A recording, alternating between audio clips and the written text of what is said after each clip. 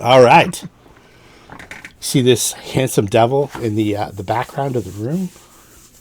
What's his name, Alexis? Oh, I thought we had a name for him. Yeah, It's up there, isn't it? It's is that his What? full? What's your sweetheart name? Yeah, what's your pet name for him? She really hasn't spent a whole lot of time with him. Yeah, exactly. She's been too busy fighting monsters and trying to stop Runelords from doing stuff. So now we have the. When we ended the last session, it was we were getting late, and the scribbler was kind of dragging on. I give you quite a battle, but you're able to piece together the scribbler's poem from his notes in his, I guess, all over the wall in his little, kind of like dojo, I guess. It's just his little retreat. He had the forbidden spell and stuff like that made it difficult to get into. But you got in there, you secured all the magic items. There was a minor artifact called a quill of some sort that allows you to do a divination once a day or like commune with a god. Revelation quill, it's called. He also had like notes all in the wall in Thessalonian, and you learn from his notes that his name is was. I think that's how he spelled it. So that was the same name that corresponded with the note on Mokmurian's map. He called him the traitor Xaliasa. And apparently he was supposed to hold the knowledge for the key to the Runeforge. That's what Mokmurian wanted from him. So this is the guy. You also learn a little bit of backstory from scrambled tidbits. He's only been active and coherent for the last less than 5 years. Probably less than a year. It's hard to tell because he doesn't put any dates. He doesn't have any knowledge as to how much time has gone by or anything like that. He's just down here in the dark by himself, manically scribbling everything that he can think of on these walls. He was dead, but he was somehow resurrected. Probably something to do with Lamashtu, and she probably had something to do with his special powers in this temple. I don't think anyone rolled a big enough roll to know what a divine guardian is, but that's what he was. And he also he also makes note of some things from Thassalon, and you get the vibe that he was an Aslanti, which is like an ancient race of humans that died out after the Earthfall.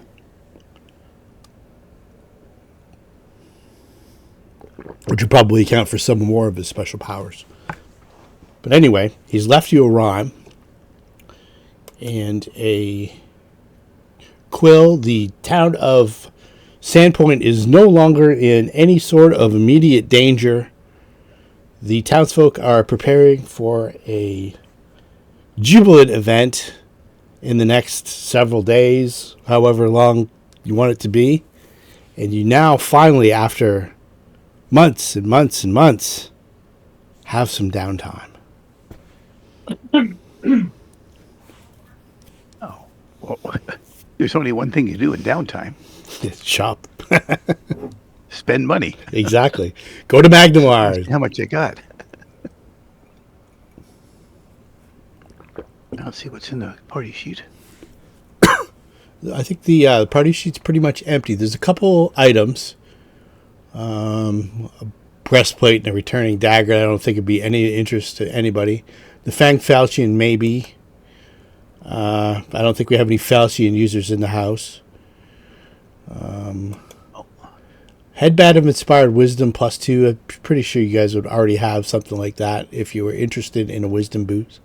I think the only item of real interest would be the Revelation Quill. The powers of that. While a Revelation Quill can certainly function as a standard writing implement, its true strength lies in its ability to answer questions once per day. If the user concentrates on a specific future goal, event, or activity occurring within the coming week, the Revelation Quill takes over and writes out a short phrase in response, often in the form of a cryptic, rhyme, or omen, which the DM loves. Much in this... This isn't an item for us. This is an item for you. No, it's not. So I hate this shit. Prophecies and omens and stuff like that, you got to make it up on the spot. If you give me a week to think about it and stuff like that, I'm okay. But get me on the That's spot. what they said on the spot, right? Yeah, on the spot. I watch a podcast called the Glass Cannon podcast, and whenever the PCs are in the in a town or talking to any, just randomly walking through the town, they always ask what the NPC's name is, and it always comes to hilarity because the DM's always on the spot and the name is always ridiculous. Of course. And then also, once per week, the user may use the quill in the same way to cast Contact Other Plane instead, asking up to 10 questions. Yeah. Wow. Yeah. So it is a minor artifact. Okay, who wants to carry it? You do. Yeah, okay, I'll take it. Your very own magic Well, 8 some of ball. it's like divination, right? Yeah. Yeah. Yeah. Headband of influence. I think everybody's got a headband. I think. Yeah. Just let me Yeah, I check. got it better than that. I think everything else could probably be sold, to be perfectly honest. So wait, what have I got? I've got mental prowess. That's intelligence, isn't it? Wisdom might be better. Well, yes and no. Give you a bonus I like against the fact I those. get an extra skill point. I'd lose a skill point. Oh, but okay. I gain a +1 to my will save. Yeah. So no, I'll keep the intelligence right now. I got used to the extra skill point. Alrighty. Anybody else who doesn't have something like that, that's a good one to have. Rando, you should grab that 750 gold pieces worth of diamond dust, either you or Ratatouille. I don't think Ratatouille uses any stone skin, so that's good. Yeah. Good for restorations and resurrections. Guys are starting to die more. Yeah. Hey, the +1 returning dagger. Yeah, it's cold He iron keeps too. complaining about not having a weapon. Yeah, it's cold iron, Yeah. and he's got a weapon he can throw, and he doesn't have to be in a right beside us to do it, and it doesn't cost any weight really. Yeah, it's they're handy if you can think of sometime you might use it. Absolutely, feel free to grab it. Once you guys get to that point, I will do the big big sale and. Yeah. Are you listening in, Rat? Or are you just dialed in? Yeah, I'm here. Okay. Well, take that +1 cold iron returning dagger. Okay. Something you can throw. Something you can And cut. you actually will have a weapon. That's right. A magical weapon. Something you can cut the cheese with. Yeah. Yeah. That's right.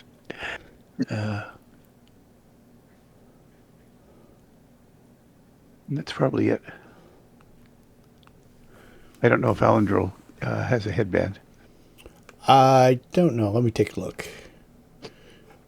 If he did, it wouldn't be wisdom, that's for sure.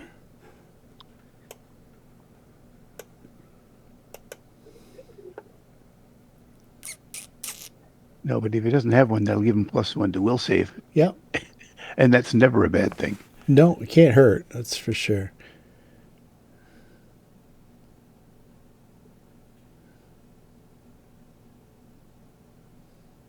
All right.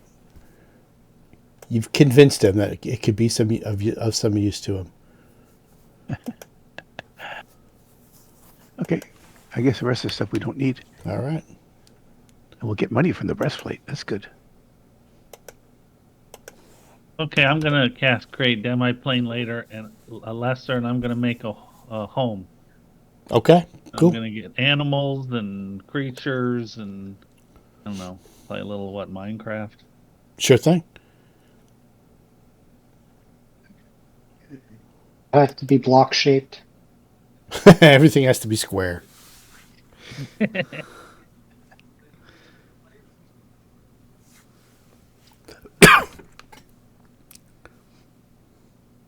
So you get another 27.84. Everybody gets that for the gold pieces for the bachelor party, the bachelorette party.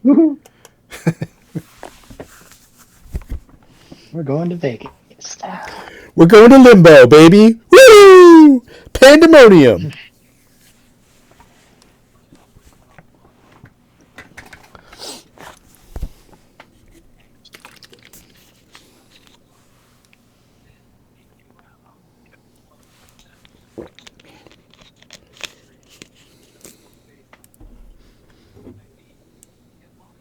All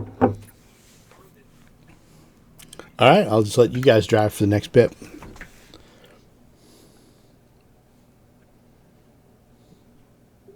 So do you have a venue there? I have a whole plane Yeah. for us.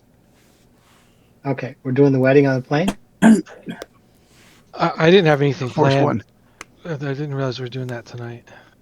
Probably there's the Sandpoint Cathedral. Can Well, have if Alexis has influence and she's from Sandpoint, then the cathedral would be the place to have the wedding, Mhm. and the Rusty Dragon Inn would be the reception. Yep, perfect. Those are connections. So Yep. Who's going to officiate? Oh, I know a guy. Darcel would officiate if he's willing. Yep. Yeah, that's Darcel God is the goddess, dwarven goddess of weddings. Bolka. Yep, the goddess of weddings, healing. Torag's wife. Fun fact. How about hangover cures for the party the night before? Yeah, we need those tomorrow morning.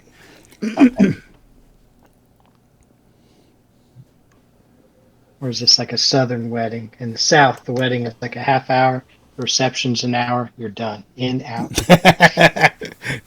Shotguns are optional. Won't take that long. We'll get her over with. I hit the bar. That's why everybody's here. That's right. Open bar. Yeah, open bar, absolutely. So did you write your vows? You got your rings? You ready? I didn't do any prep work for the wedding. Are you guys wearing full adventuring gear? Are you gonna go bridal gown? What's going on here? These are the things the DM needs to know. Well, I mean, Just asking for no reason. we'd rent the appropriate gear, and Nadia, I guess, would be the maid of honor. Okay. There you go. Oh, I think you need a there's best tailor. man.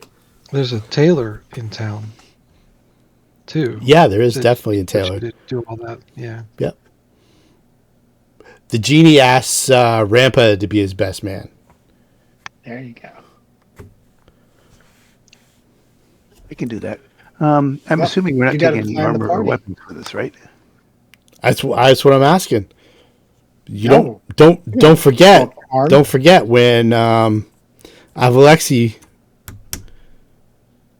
poured it out. She wished Alexis good luck at her upcoming nuptials, and she's able to take any form, and she's able to teleport at will anywhere she wants. That's true. So maybe I should be wearing everything. It's just bad taste to bring weapons Yeah. to. No, I won't wear my. I won't bring my naginata. I'll park that outside. You do know that Alexis can sense her whenever she gets within 60 feet, so she hasn't sensed anything at this point. Well, My breastplate is mithril, so it shines. It's a nice breastplate. It is. It's very formal. You also know that those two Erinyes, the ones that killed Darcel, are able to teleport and assume other shapes too. Yeah. All right. Well, I'm not gonna have. I won't take any reach weapons with me, and I won't take a shield, and I won't take my bow, because all that. But the other stuff kind of just looks like almost like a paladin, only without being a paladin. So you're not It going looks nice. Naginata? Leaving the Naginata at home? Yep. Okay. I'd like to have it there, but you know what? It stands out. Unfortunately. You know, my quiver, my backpack, all that stuff. I'll leave that at home. In terms of weapons, I've got a keen dagger. That will look good. Okay.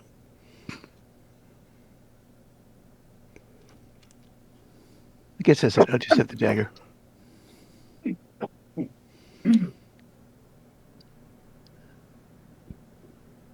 But it look good. Exactly. Look very military. Yeah, but my backpack, you know, and anything in it like rope, grappling hook, crowbar, I'll leave that all behind. Yeah, 10-foot pole at the wedding. Yeah, that's right. Checking the altar for traps. Well, Work. since I'm officiating, I feel I should have a weapon just to make sure nobody runs away. All right. The official weapon of the South is a shotgun. Exactly. I'll keep the hand. For marriage, yeah, that's true. I think the official weapon for a Djinni, though, is a fireball. That's probably true too. I'm sure there's a way to modify a crossbow into a shotgun. Fireball shooting crossbow. All right, where are you going on your honeymoon? Probably whatever dungeon we're exploring next. The elemental plane of air. There you go. He's a Djinni noble, so he's got he's like a high ranking in the Djinn courts in the So you elemental can fund plane. or dress. How about that? Oh yeah, for sure. Yeah, he's him and his family pay for a good part of all this. He doesn't have any relatives come to the ceremony though. He wants to surprise them. Yeah. Don't suppose there's a way to get the followers from. Oh yeah. That's what he's been doing for the last 2 weeks, where you guys were helping out Corvosa. He's been ferrying them back and forth. So he's got all your followers are there. All of Sash's followers are there. Although one got drunk and broke his arm last night, so that's not good. All the townsfolk are here. Everybody's cleaned up after, or the Sandpoint's all cleaned up after the giant and dragon raid. The hole's been temporarily cordoned off. There's no more yet hounds howling in the streets. It's the weather's getting nice. It's the perfect You guys- day. Might remember Cassidy. Yes.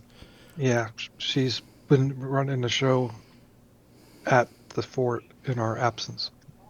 You know, keeping the followers in line, cracking the whip, and all that. And even Mims also joins in. She comes for this too. And okay, cool. I can't remember It's the a name. ring bearer. Can't remember the name of her little Well, it has to dragon. be Ratatouille if he's willing. Right? Yeah, we buy Rat as a ring bearer. I'm the flower girl. You know who the ring bearer is? Gordon Gecko. All right. Okay. Or Amethyst. The little dragon Well, that very moves in. Yeah. fun.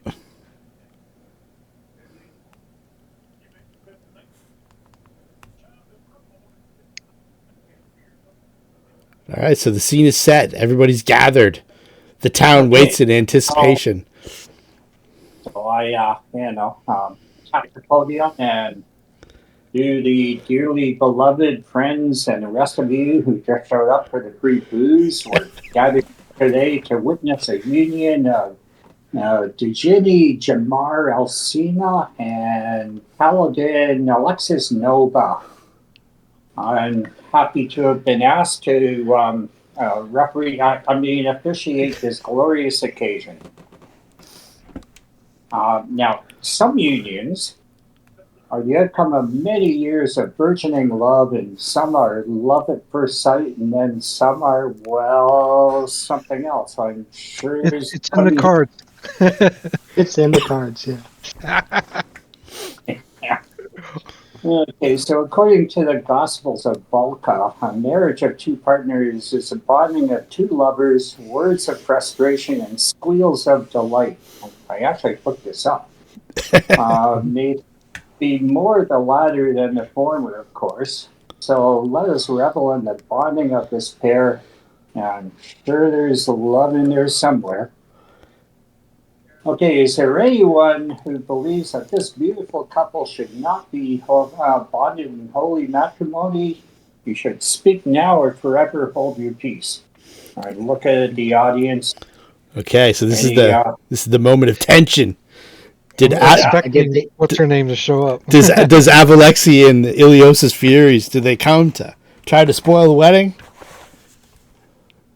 Well, I look over at the horse to see what Sundancer thinks. They do not. 69. Nay, that's the best. That's the best roll you can get. Okay, silence from the audience. Oh dear. Okay, even the horse seems to be okay with this. Okay, so on with the vows. Do you, Jamir Al-Sama, take Alexis Nova as your lawfully wedded partner? With all my heart. He's got a Spanish accent. He's got kind of like Antonio Banderas. Oh, there we go. And you, Alexis Nova, do you take Jamir Al-Sama as your lawfully wedded partner? Yes. Okay, so Yeah. I guess now the vows, I'm sure Jamir has a long speech and promises of looking after you. He slips a ring on your finger. Yeah, he does. Okay, He goes through it. Alexis. Yeah. Okay, and Alexis, you do the same thing. You put the ring on his finger, and you may now kiss the bride without squealing, of course. Oh, Every she follows suit. odds. Okay, so the powers by the powers invested to me by Balka, beloved daughter of Torak and Polgrip, the goddess of love and marriage, I now pronounce you genie and wife. Everyone starts clapping. Hey! Everybody. Okay, and that's it. Time to eat and drink, folks. Nicely done, Randy. Good job. And the celebration's on, and there was Official. much rejoicing.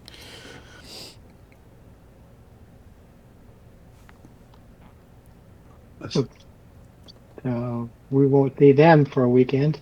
Yep.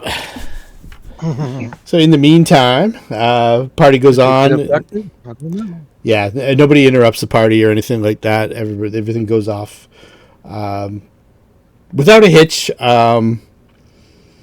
One of Sasha's other followers almost dies. He gets a big hunk of pork caught in his throat and almost chokes to death. But they managed to save him. So only 2 have died so far. And then Wait, no. I think we had more. I'll have to find the sheet. And then, the rest is probably a few days for the honeymoon, etc. So it gives everybody some time to downtime to do whatever they're going to do. Ratatouille's building his own dimension, and I guess Rampa's probably looking into the Scribbler's riddles. He's got the what's it called? The Blue Stones, the little place with the little library of Aurori. Little yoga retreat. Yep. Temple of Rory. Yep. Yeah. To check out. I don't know what everybody else wants to do. Sasha, you haven't been home in a while, so you probably have to do some dusting. Yeah, we'll clean up and see if we can't find some alternative work for the minions. Okay. Something less dangerous than living near me.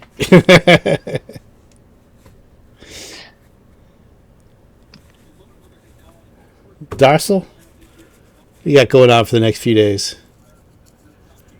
Trying to see if there's anything I really need. What's my armor like? Can I improve on that, or? I think you've got about the best armor you can get, like type-wise, as opposed to, like, you can always improve the magic on it and stuff like that. But I don't think you can go to heavy armor yet. No, exactly. Yeah, if I +2 chainmail, that's still pretty good, I think. Yeah, chainmail and breastplates are about the best armor class value you can get. Yeah. For medium, anyway. Yeah, I know it's it's only a couple of days, so going back home is out of the question. So I'll hang around bars for a while, I guess. Okay. Let's see here. Who else are we missing? I think Alan Drill. Go shopping, so that's all right. Yeah, if you guys have to go shopping, the Magnemar's only a hop, skip, and a teleport away. I was just going to say exactly that. Hop, skip, and a teleport. Yeah. So feel free to get Anybody else want to go shopping? Anything under 75,000 is available. Okay.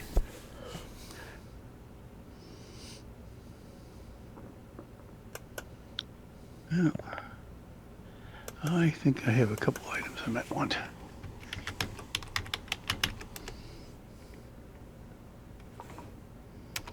That'll do it. Simple.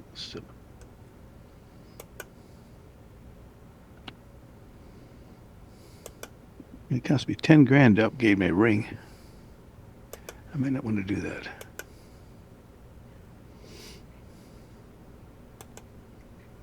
Okay. 3.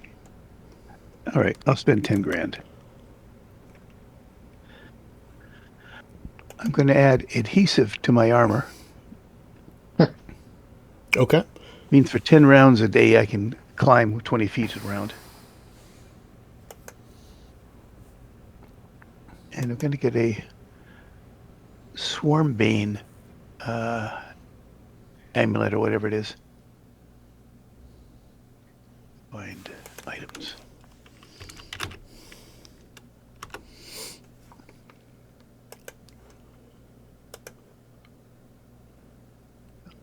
Do you need me to pull up anything on the... You just throw it in the inventory and I can adjust the stats on it. That way the properties are all the same, are all Yes. preloaded properly. Okay, armor. See if they have that already made up.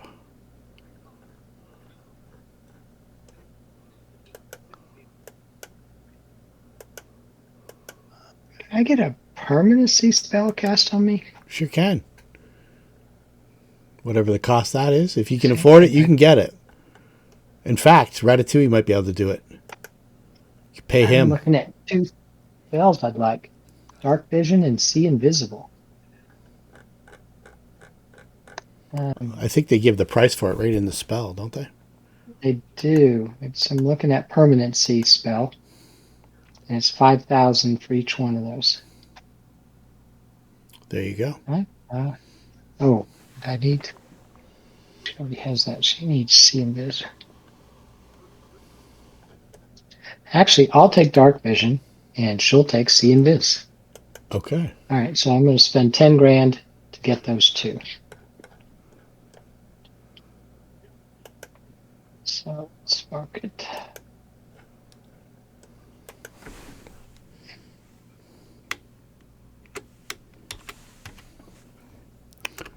Let's see what we have here.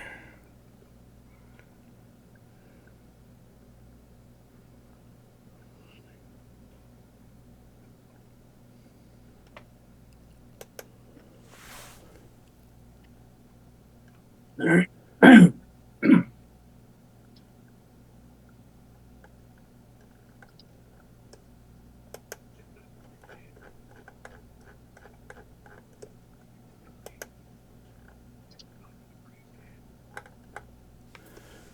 I have to build that one.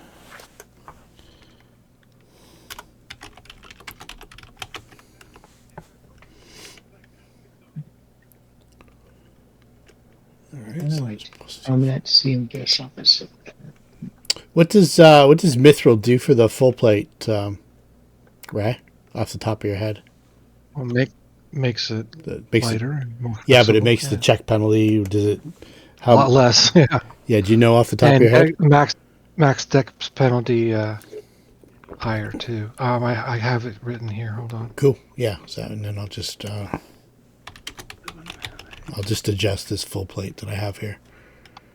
Okay.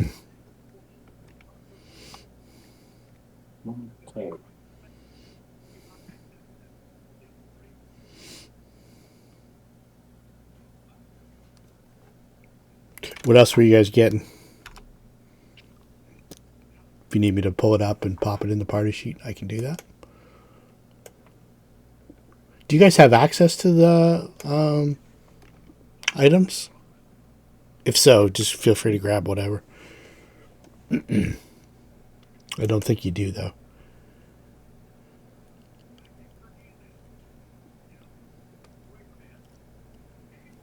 Yeah, I don't know if Ratatouille casts. I think he's good for 7th level spells, which I think permanency is. I don't know if he has that in his repertoire or not. I can buy I the can scroll. get it if you need it. Yeah. Let's see here. Permanency. Is it 7th level? No, it's 5th level. Oh, okay. There you go. What's the component costs? See the tables.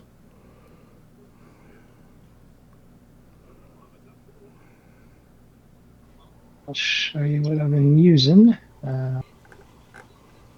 Here's the.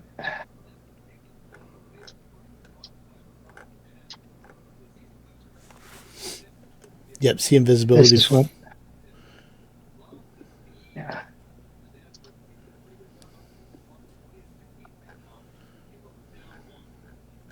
Just trying to find out what the cost is for the material components.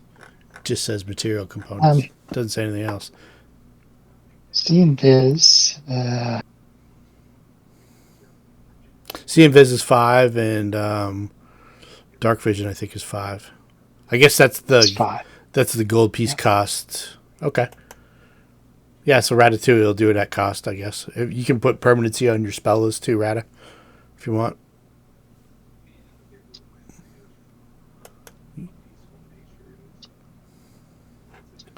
Cool. Well, Now I can see those pesky invisible before she can.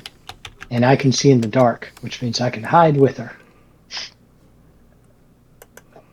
all right, let's see here. Mithril is Look adhesive, but I can't find any place. I know it's in the ultimate equipment, but I can't see how I can get that on. So yeah, it's a just Swarmbane just class, but that's type it in. As long as you have the price for that. You don't have to make the item up specifically. It's just something you're adding on to an item you already have. no Swarmbane clasp is it would if I was wearing it, I'd have to take another one off, but what it does is it means that you can hit swarms with full value. Okay. Swarm Bane. It's like a Golem Bane in that it has no resistance to you. In the party sheet. Done. That was an easy one. Okay. +3 max dex. Okay. Oh, there it is. Okay. Thank you. No problem. -3 take a that. check. So another 2.5 grand gone. Cool. And what was the other thing?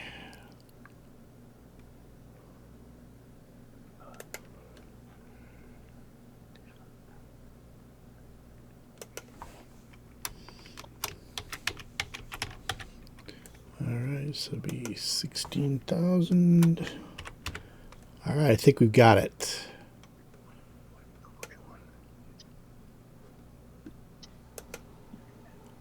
Oh, huge. Let's get rid of the huge part. I didn't see that. Just did my numbers down appropriately. Oh boy, yeah. 1. Have the weight right? No, it's not 200. He's 50, and the weight is how much here? 25 pounds. 25. according to the- Thank you very much. It's 25. According to the source I'm looking at. So. Perfect. So let's just go change this.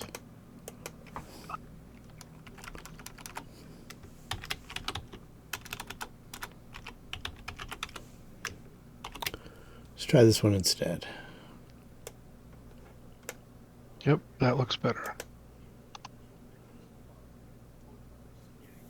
Oh no, I'm looking at the wrong one.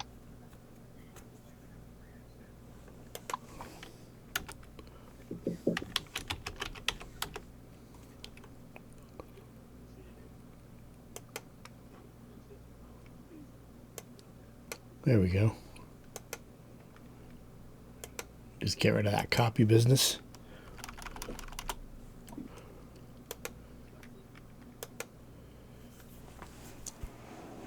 That should be right.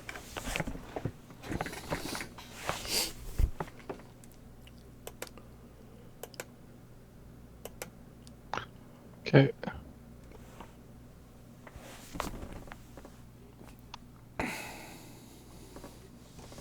Yeah. Oops. That's her attempt to get a better price. Oh, yeah. Yep. Give yourself a 10%er. Okay. Plus trading in the armor too Yep. that people had, so that'll help. So how do I get that over here?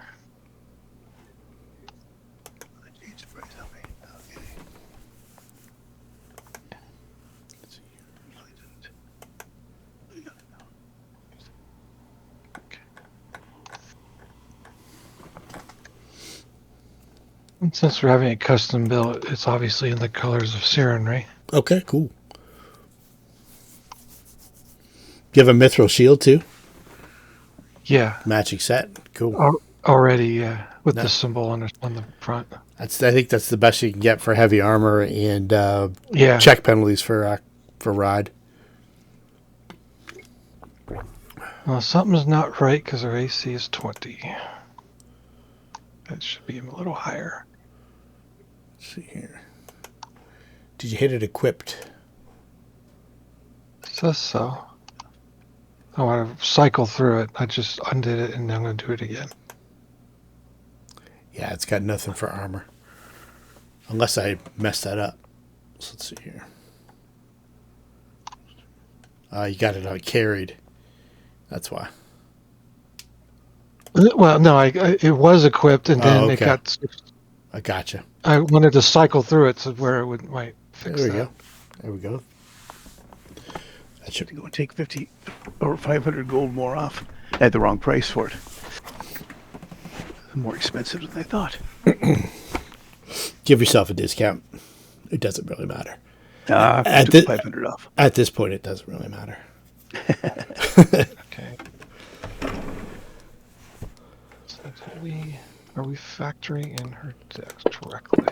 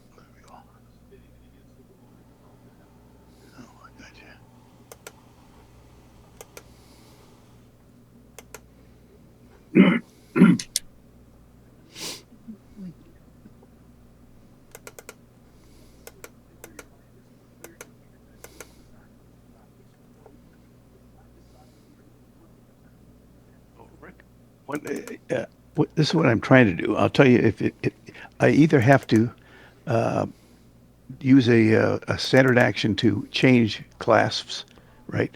What I've usually done, if you read the write-up on necklaces and the like, you can only have one on. If you have multiple on, it's only the first one that takes effect. Okay. Okay. So what I will do is I'll put on my Mighty Fist amulet first, That's your standard. and after that I'll put the golem, the Swarmbane golem. Right.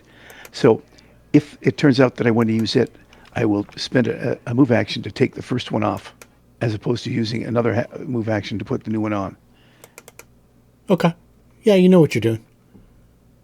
Yeah. Basically, the second one has no effect until you take the first one off, and then it cuts in.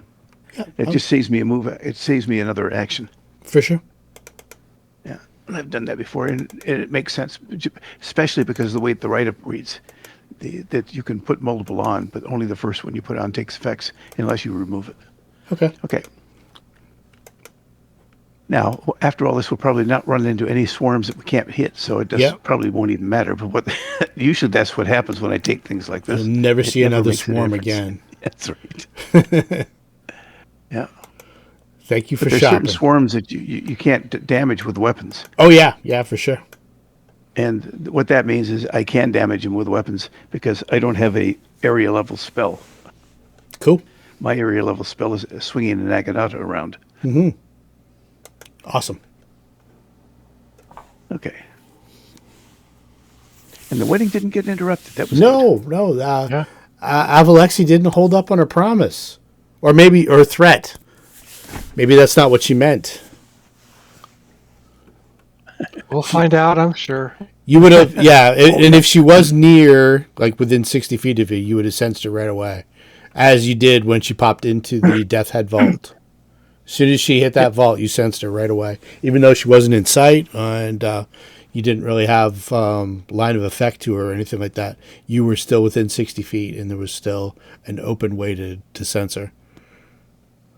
And you get the same vibe from, you can now pick out the Ileosa's Furies too. She didn't break it up right now. It doesn't mean to say she hasn't kept an eye on us. So Yeah, or she isn't like watching from a distance in the guise of a villager or something else. It's all quite possible that she knows quite a bit about you.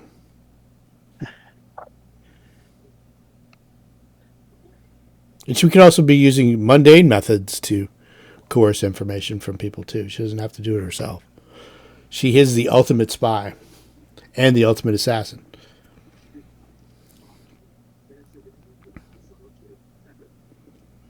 this is true. I used her in my Kingmaker campaign, and she wreaked havoc. She was posing as a priest of, I think it was Serenray, and I was calling her Father Grigori, and I made her look like Rasputin, and she was sowing discord among the. She was actually a cleric of Girona in the other campaign.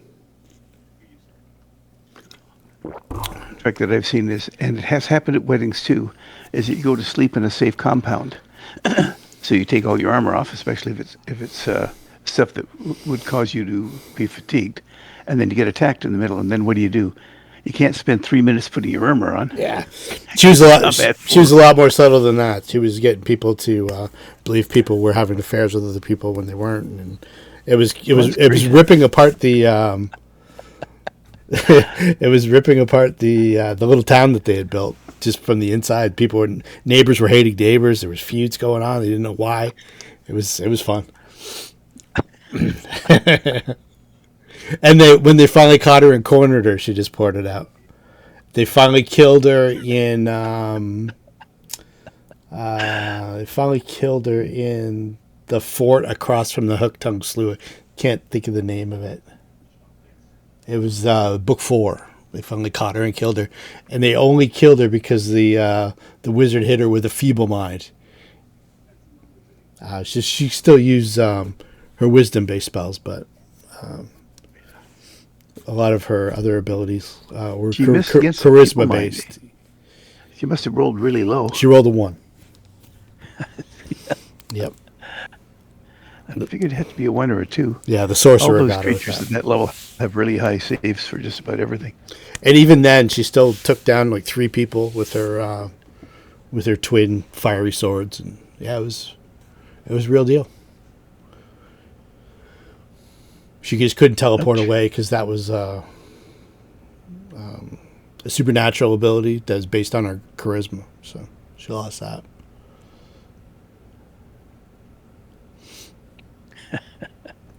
It was fun. She's a fun NPC. That's from one of those little Pathfinder modules that takes place in Magnamar. I think it was something The with quick ones are pretty good. a Dawnflower or something like that.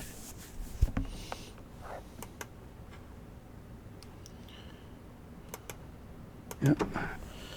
Bad news. I just checked. The Leafs are losing 2-1. Uh-oh. Oh, well. All right. Dawn of the Scarlet Sun is the name of the adventure that she's from. Oh. Okay. All right, so let's see here. While you guys are shopping, let's throw up the Scribbler's Rhyme.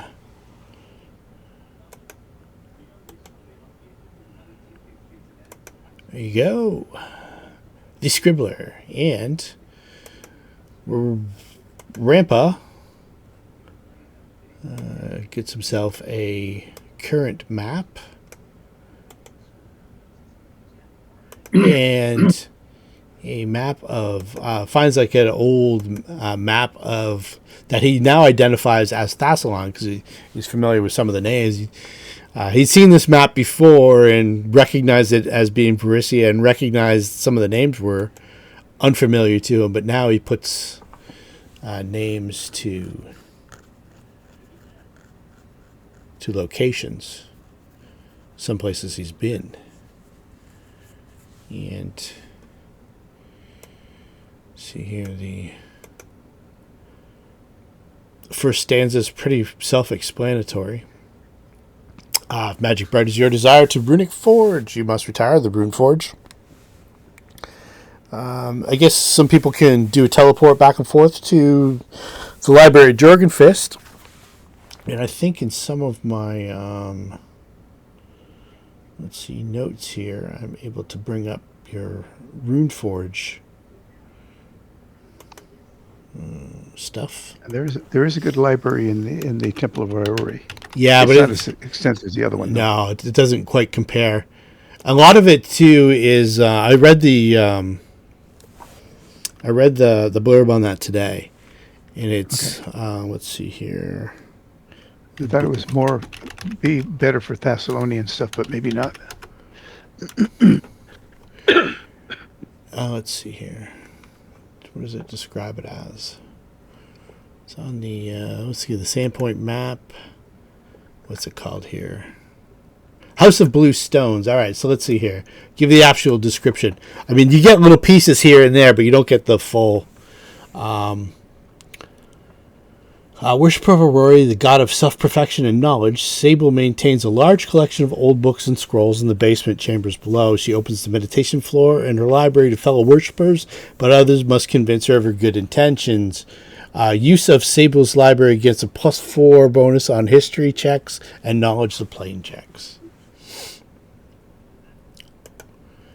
Trip to the old Jorgenfist library, although gives you some information. Let's see here. Let's frame some of this stuff so I can share it in the chat. Frame.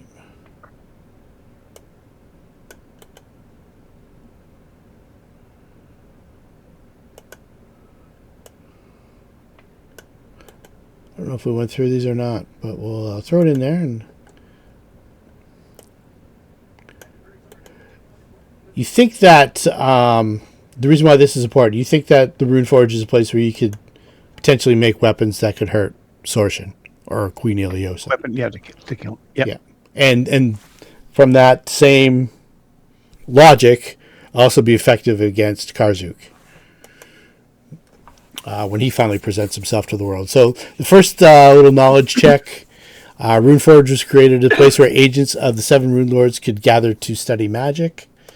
The Runelords wove wards around Runeforge that barred entrance into the complex to any Runelord or his direct agents in order to keep the research within free from sabotage at the hands of an enemy. Runeforge's magical enhancements sustained those within without the need for food and drink, blah, blah, blah.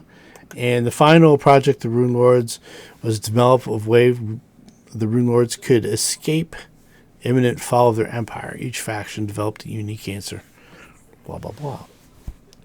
So technically, I think sort of what you learned that when Thousand Bones had his little thing, you think that you learned that you would need some sort of item crafted from the same time as the Runelords rise. So someplace kind of out of time, that would be this place.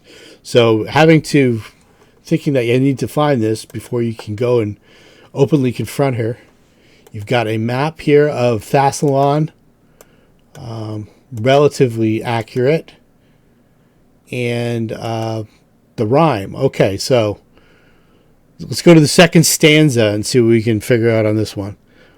On eastern shore where he plunged deep, at time of day when mortals sleep, climbing spindle, touch the night, gaze to dawn to circle's light.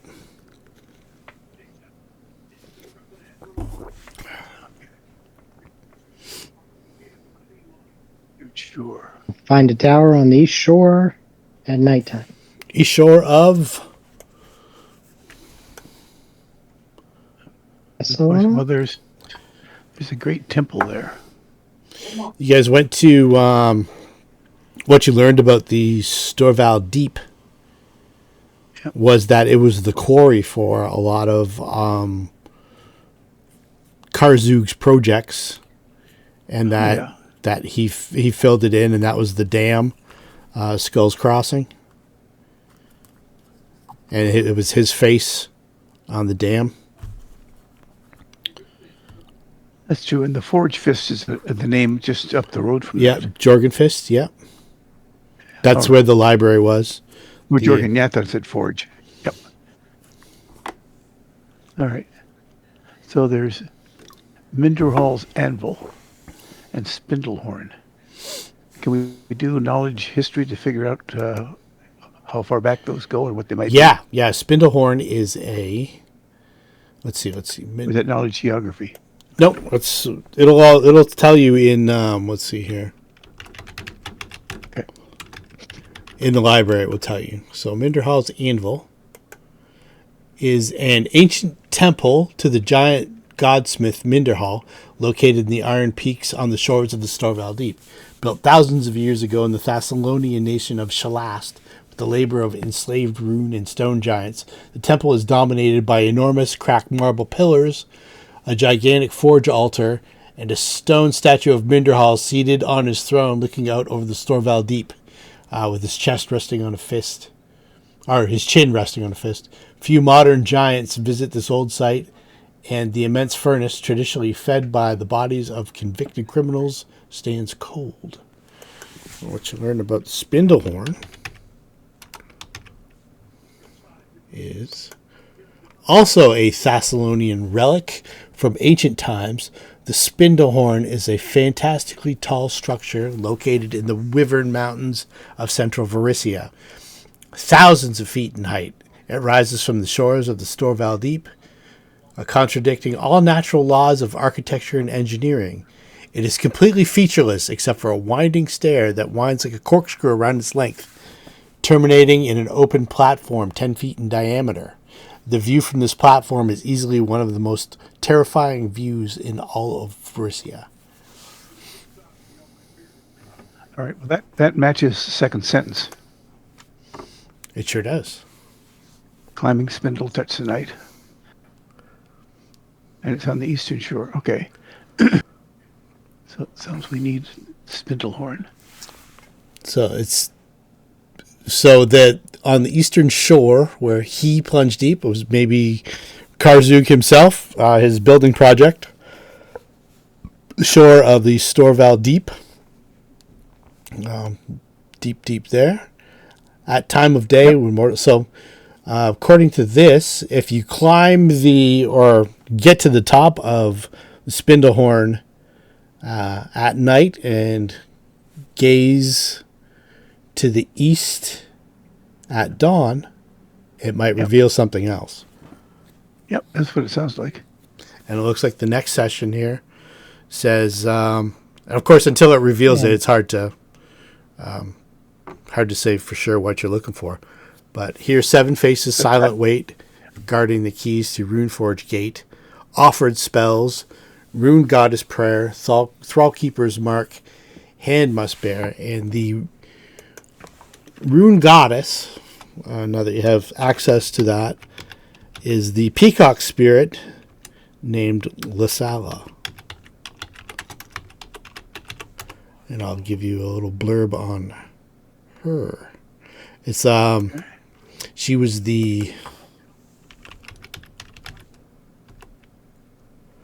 let's see here. She was the goddess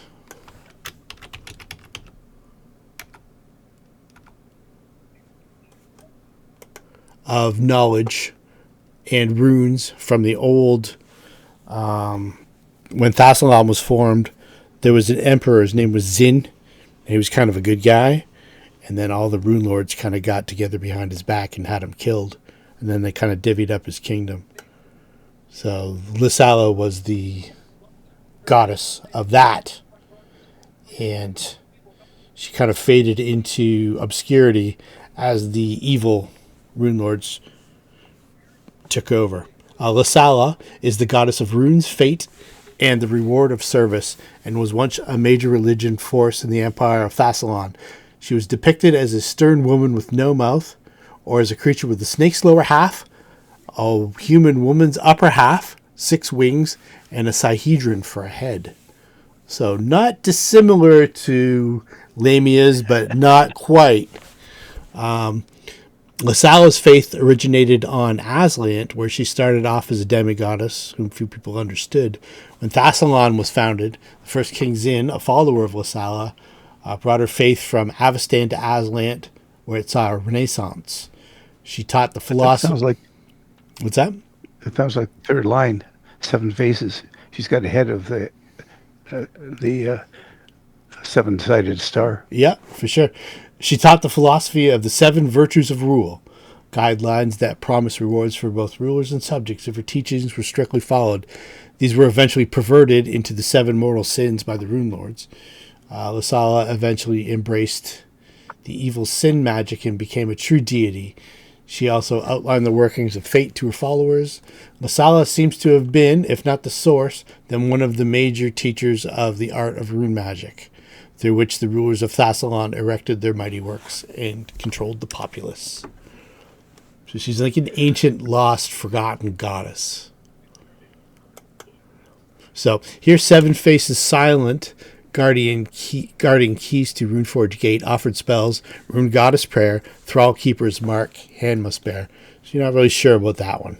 Never heard of. You can't come up with anything specific about thrall keepers. You spent a lot of time in the library looking that one over, and you haven't found anything.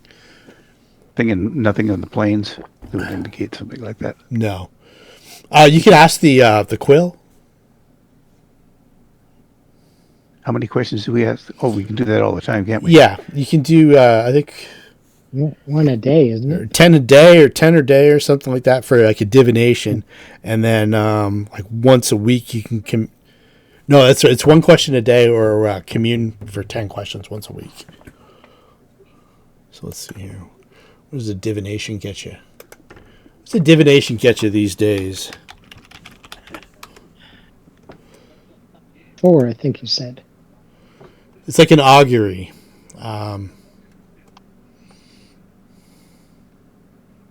If you want like a more specific, you could do the commune. And you'd probably get a cryptic phrase.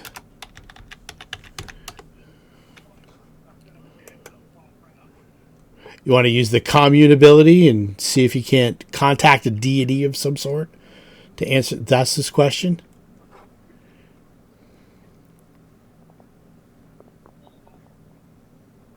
And if nothing comes of it, you can try it again next week. Do we want to contact the deity? No.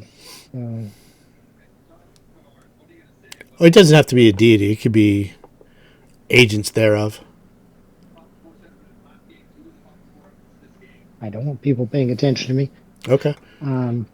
Well, you got a cleric and a paladin in your group. There you go. You guys can have the attention. Or you could also, you got Rampus could ask your Rory.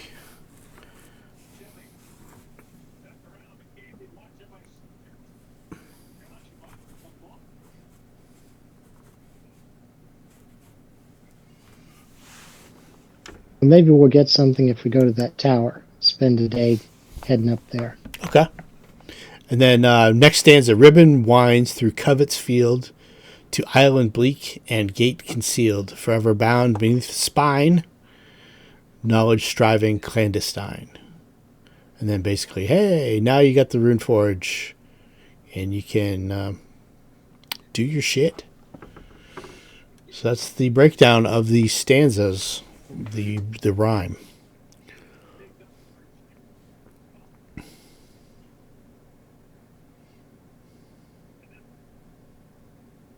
All right, so step 1, the tower.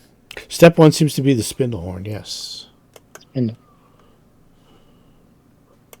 And we don't need to climb those steps. We're high enough level, we can fly. Yep.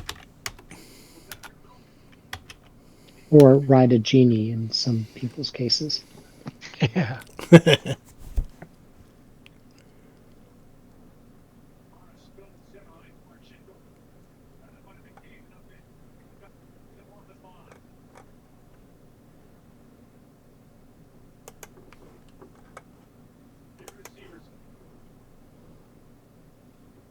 So let's go. All right. On your way. Teleports. Probably Windwalk might be the best one for this one because you don't know exactly where it is. You haven't been there yet. So it takes the better part of a day. And you've already Windwalked over here before. It's pretty obvious once you get to the shores of the Storval Deep. Let's bring up the old Varicia map here. I haven't busted that out for a while. So in the Wyvern, do you guys like Wyvern or Wyvern? I'm a Wyvern guy.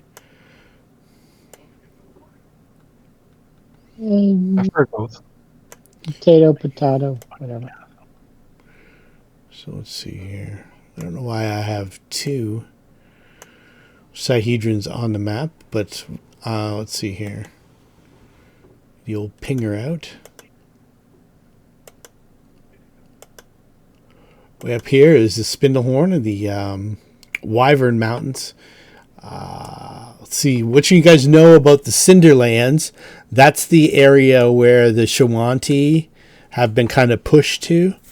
The Cinderlands is kind of like a desert that every year catches on fire. And it's the fiery flames of,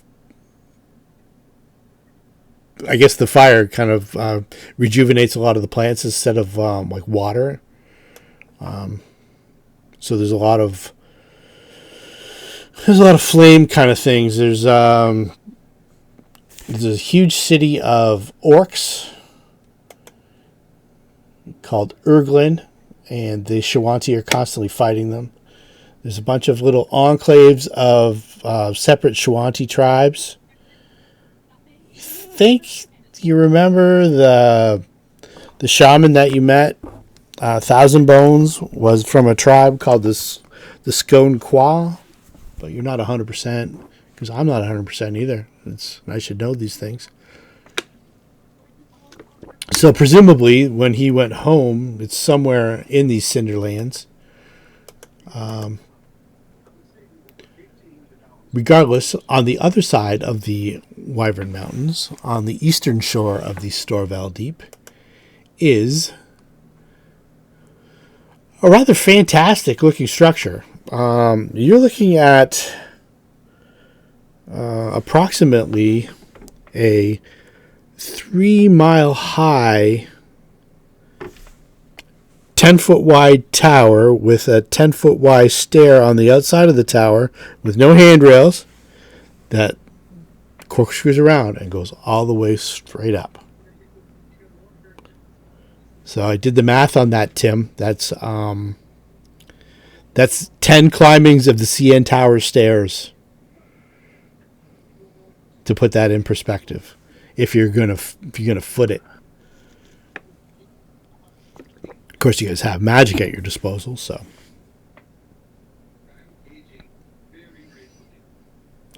See, according to Google, it takes about 30 to 40 minutes to walk up the stairs of the CN Tower if you're in good shape.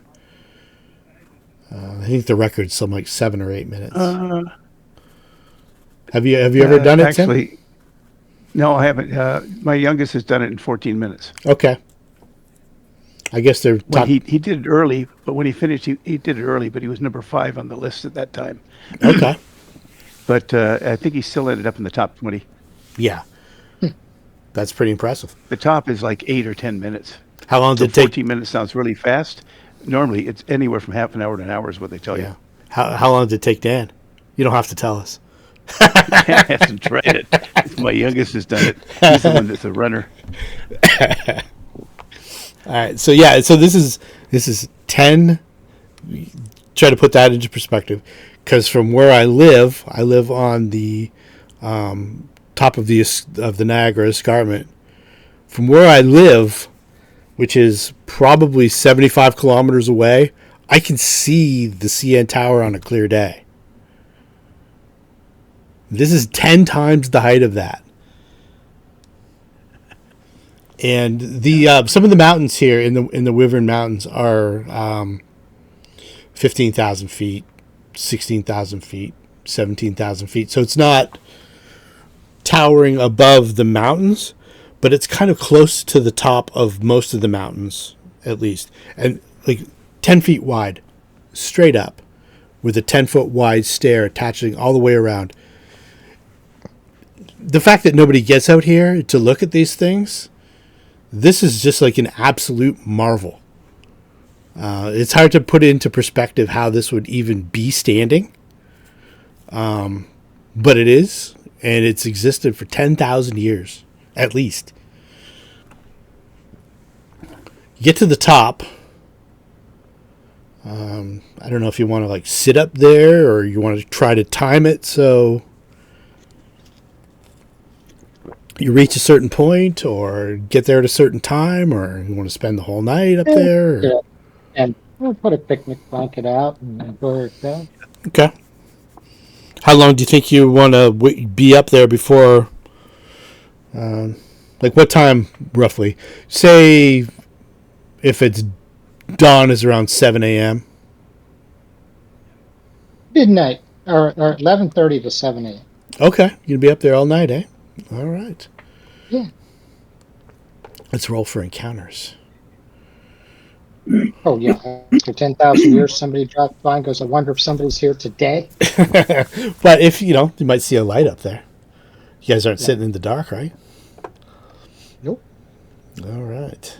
I mean, it looks nice out, but I'm guessing it's windy and cloudy. Yeah. So that's the first 4 hours and the next 4 hours. Okay.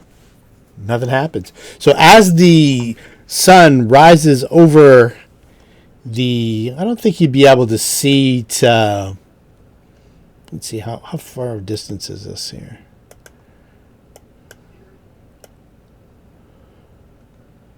Uh, 150 miles. Yeah, I would probably, like if you're 15,000 feet up, like 3 miles up, you'd probably be able to see the, I think they're called the Kodar Mountains from here.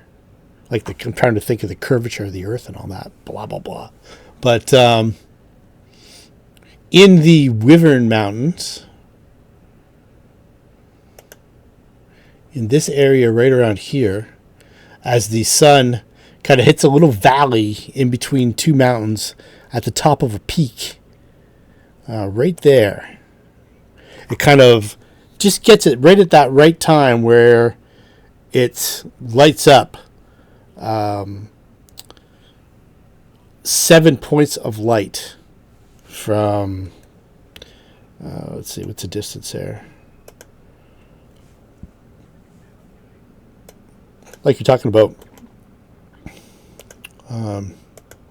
40 or 50 miles away.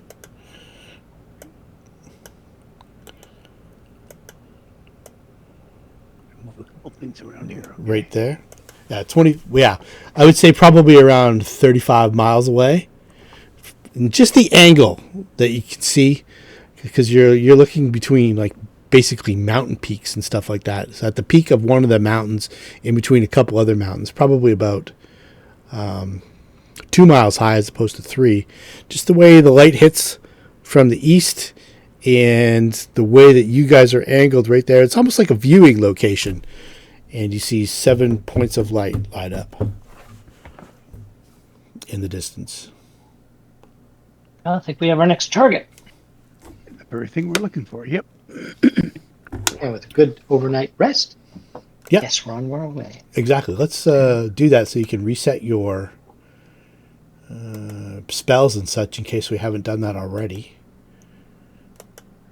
Bells.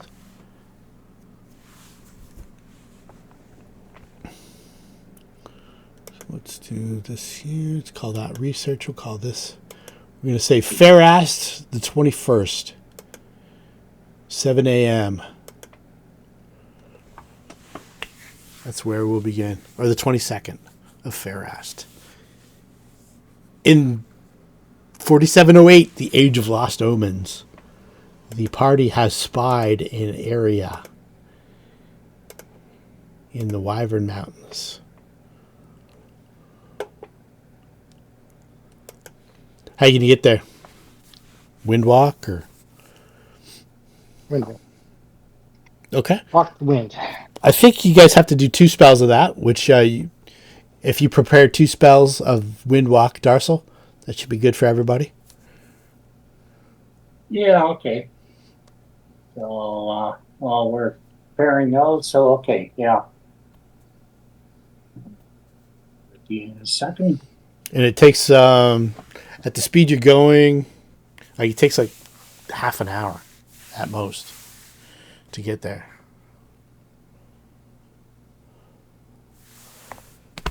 Looming nearly 16,000 feet above Lake Stormunder at the western tip of the Kodar Mountains. Nope, that's the wrong one. That's the western tip of the Wyvern Mountains. Here we go. From the rocky eastern shoreline of the Storval Deep, the ground rises into craggy, snow-dappled roots of the Wyvern Mountains, casting its long shadow over the area. All of the ground here is rugged and mountainous. The easternmost peak of the Wyvern Mountains is only a couple thousand feet in elevation. The crest is a wide area that is fairly level.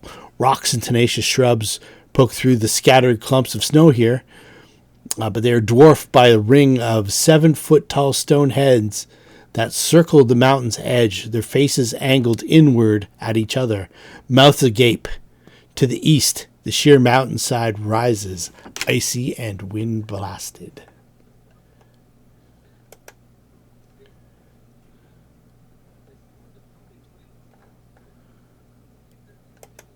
Okay. So the guarding keys.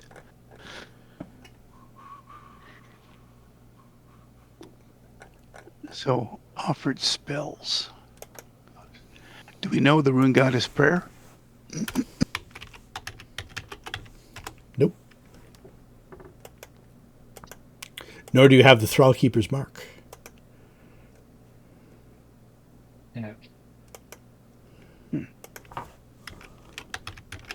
You do a. Let me bring up the. Be able to find that from history? Moon Goddess Prayer or Thal? No, you said we couldn't find anything about the Thrallkeeper. Yeah. Is there a map of where we are? Yep. Let me bring it up. I'm just trying to find it. I thought I had included it, but I missed it. Of course, it's the one I can't find. Get everything else but the Sihedron Circle.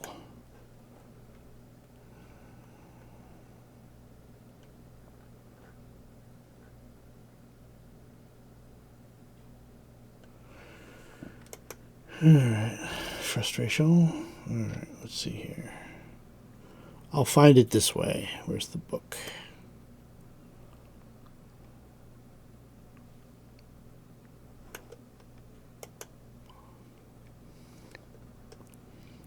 So this is...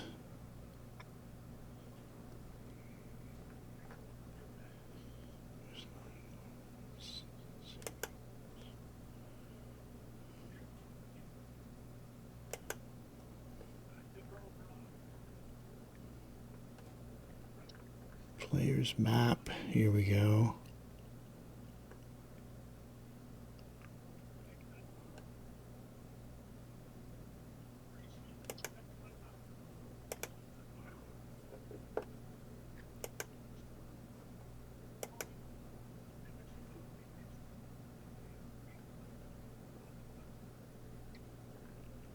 Oh, this is frustrating. I just had it. I was just looking at it yesterday.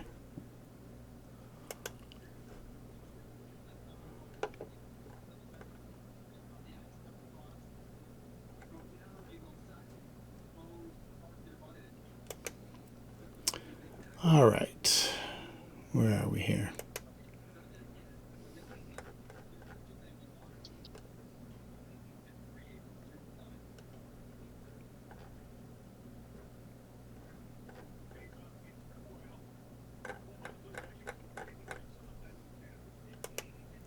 Unless it's not far enough over. That could be it. Ah, this is what it was. Multiple maps on the same map. Threw me off. Here we go. Okay. I may have to do a mask here.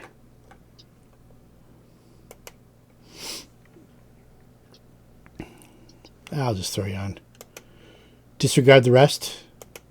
It may come up, it may not. There we go. Sorry about that. It was in a different part of the map that I had. I was looking at the wrong part.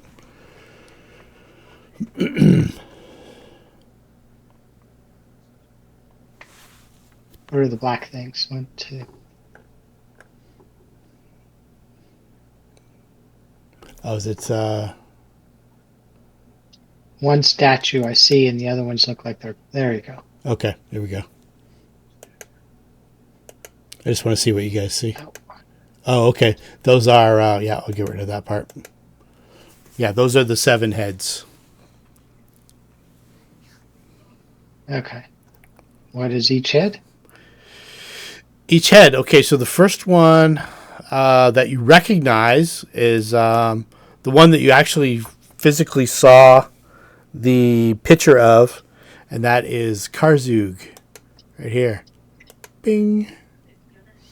You don't recognize this one, but from the description, you think it might be a the Runelord of Sloth, Kroon. This one here.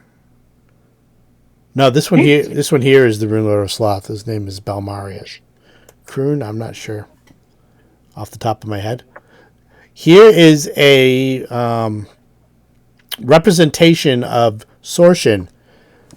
Some similarities to Queen Ileosa. I mean, an extremely attractive red-headed woman. Although you don't get the color in the stone, but it's the Runelord of Lust. Then this one here is it's like a very attractive man, and he's got a bunch of peacock feathers coming off of his helm. You think it might be Xandergul, the Runelord of Pride. Then you see the representation of the red statue that you saw in the Catacombs of Wrath. Alasnist, the Rune Lord of Wrath. And finally, I'm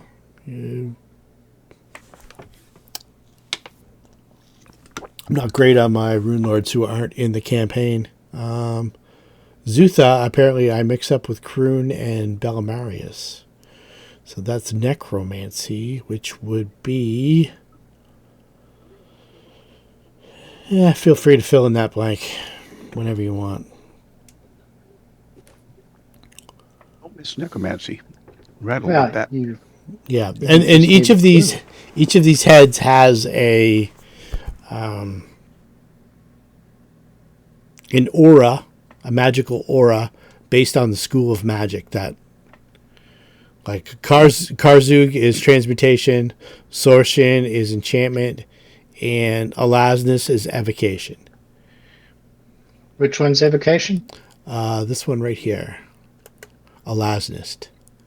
I cast a light spell on it. Okay. It kind of, it looks like it kind of interacts with the stone, but it doesn't seem to do anything right now. It looks like the stone actually absorbs the magic. Which one was divination? Oh, and Eldon. No, never There mind. is no This divination. first. Divination is the one, like a universal in the Aslanti, or the Thessalonian. Which was conjuration? Conjuration is Kroon, so that would be... I'll throw an acid splash on him. Psh. Yep, the stone, it seems like it wants to absorb that specific type of magic, so you're on the right track. But nothing happens. What cantrips you got, Ratatouille? I only have detect magic. No others. No other cantrips? No, he's an acid bomber, though, Oh. which has been way more handy. Anybody else What- have cantrips of other spells? Yeah, what are we looking for here? Transmutation? Yep, transmutation, necromancy, So, illusion, enchantment, first, abjuration. Pick a school and cast it on the You appropriate have one. the one for destroying undead. Between all of you guys, you have access to at least one spell of that school. So it's just, you're on the right track, and you've cast each spell at the corresponding school. And the stone willingly does want to take in the magic. It seems But eager to Nadia accept it. cast Mage Hand, and the hand floats on over and tickles. Okay. Yeah, I guess it absorbs and doesn't Yeah. do anything. But yeah. Which one responds to that transmutation? That's Karzoug. That's the Card. that one there. Prestidigitation is that universal? None of them are universal. They all have a set school, right? Universal is Universal and divination are absent. Yeah, yeah.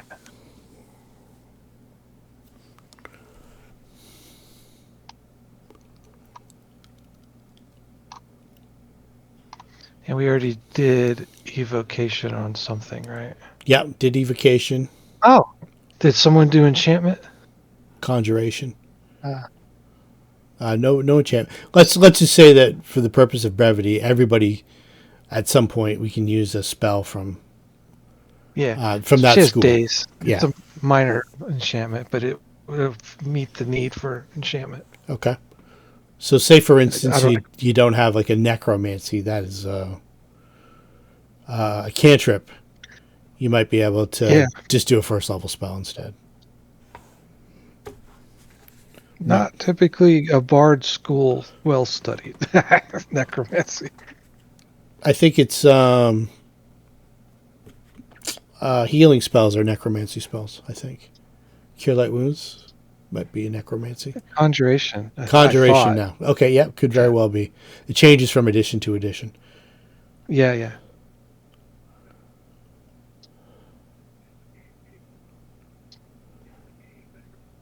Could rely on Sundancer for these spells.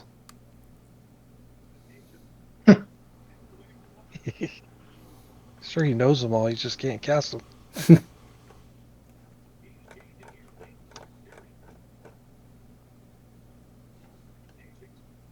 So you're in the right Yeah, place and you're on the right track, but you haven't. There's a piece of the puzzle you're missing. We hit the right one first or not? All right. What's the clue say? What's this? Here, 7 faces silent. Wait. Guarding keys to Runeforge Gate. Offered spells, comma. Rune Goddess Prayer, comma. Thrall Keeper's Mark hand must bear. So we What's need the the Thrall Goddess Keeper? Prayer and the Thrallkeeper's Mark. Yeah. Don't know what those are. Looking for a temple of Lasala somewhere. Okay. So off we go to the Temple of the Thala. Yeah, you're not sure where that would be. Rune Goddess Prayer. Hey, Rune Goddess. Amen. Just examine the statues to see if there's any kind of carving or arcane writing or. No, but there is Clue. there's like a hole in each one that looks like it may go to like an extra dimensional space where you could potentially receive something or store something. And you guys experiment around with it. It doesn't do anything until you specifically have specific things. But yeah, that looks like the slot that might, if everything's done properly, offer the keys. You try putting stuff in, taking stuff out, casting spells. You guys have been here for a few hours now, monkeying around with stuff. A couple of the peaks up above.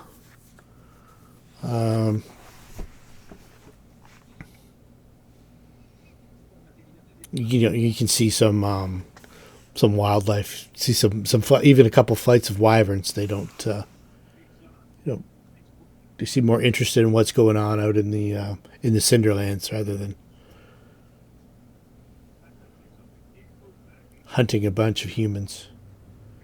But you can definitely, there is things flying around and stuff like that.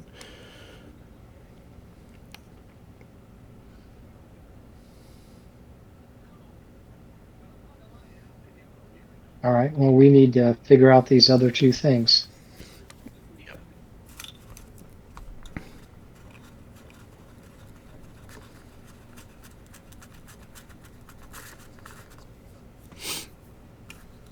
Any ideas? I guess back to the library. All right. Unless we got something else. Yeah, you've got plenty of time on your wind walk, and What time of day is it now? it's probably around 10 or 11 o'clock in the morning. You guys left Spindlehorn at like 7. You got here before 8.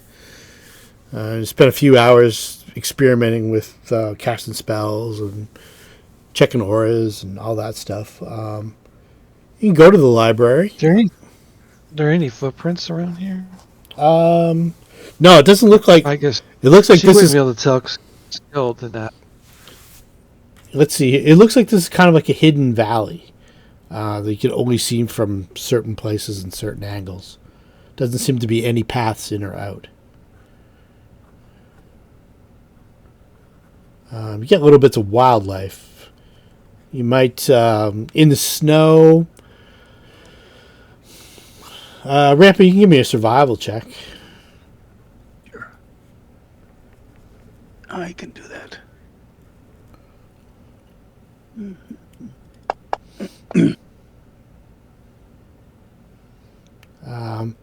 maybe at some point a couple wyverns have landed here. You see maybe like a leathery kind of bluish scale as you kind of sift through some of the snow near one of the stones. It doesn't look like it's a regular place where they roost, or you don't see any recent footprints. Little bits of snow here and there, so it's probably still getting fairly regular snow for the next maybe month or so, based on the elevation.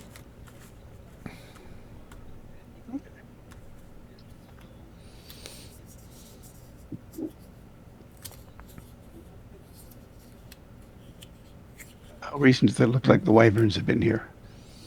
Not very recently. Okay. We don't have to worry about them coming.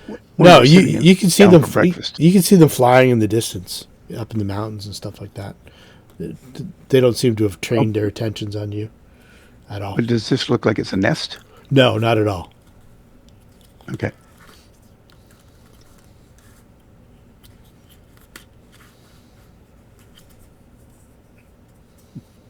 Do any of the statues emanate evil? Nothing specifically, no. Okay. Even though you know for a fact that all of these 7 are intrinsically evil. Right, but the statue itself. Statue himself is not. material. Yeah. Yeah.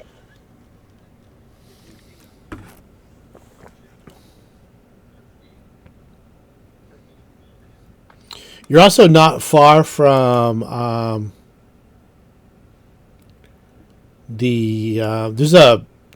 there's an orc city in the Cinderlands. There is Karamaga, which is like a big, crazy, chaotic hive of scum and villainy. I guess it's the closest thing to like a Star Wars kind of town. It's not a place for visitors unless you're as well healed as you guys are. Could be a lot of chaos people trying to take advantage. There's also there's a few Shawanti settlements. One of their permanent settlements is a place called Flameforge, which is on the, let's see here, it's down here. So I'll give you the. So Flameford is right here on the Yankobari River. You guys are up here now.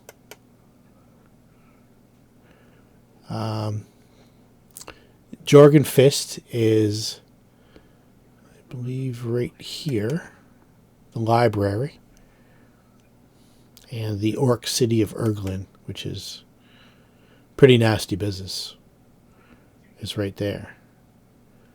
You get the Kazaron River runs all the way to the Kodar Mountains. It's a pretty wide river that runs all the way through the middle of the Starval Plateau.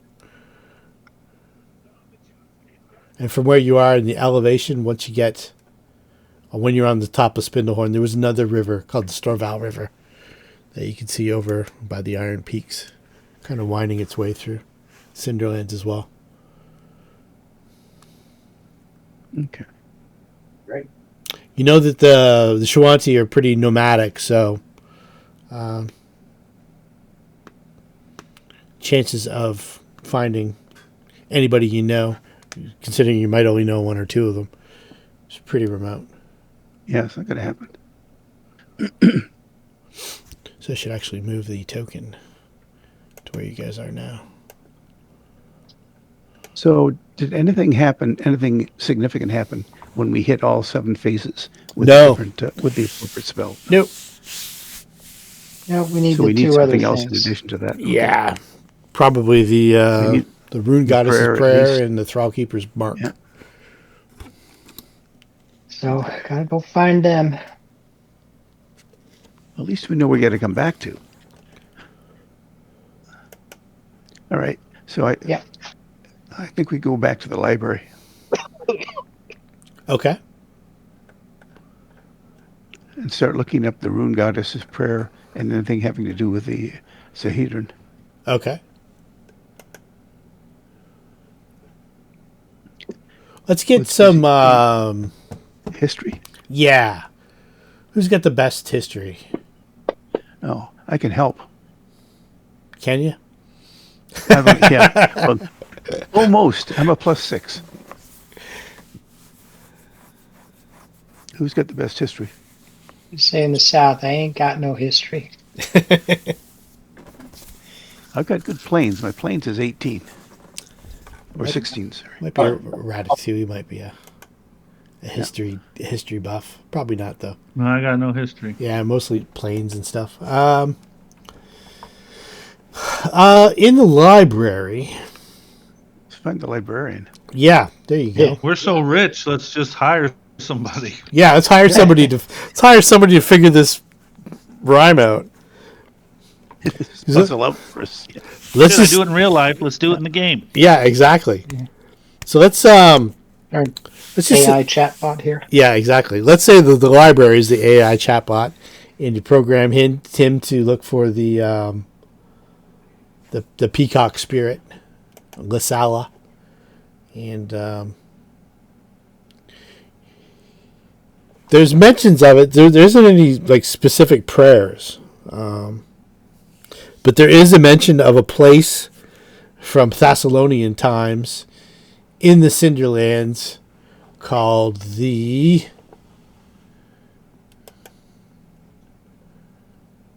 let's see here, the Acropolis of the Thrall Keepers,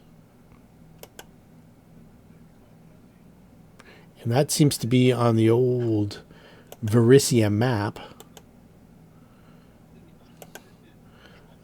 somewhere in this area in the central Cinderlands. So not far from where you were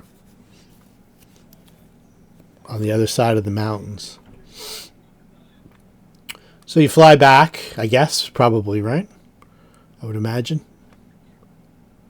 Might as well. Taking the bus. All right. So let's tick off a few days though. This takes some time. Let's say now it's the 24th. It's the 24th.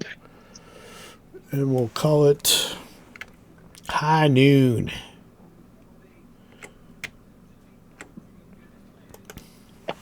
I'll reset your... actually, don't worry about your spells, because it's going to take 2 wind walks. So, same amount just to get back to here.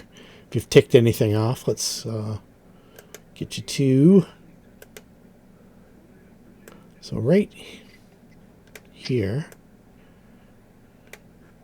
we come to the Acropolis of the Thrall Keepers.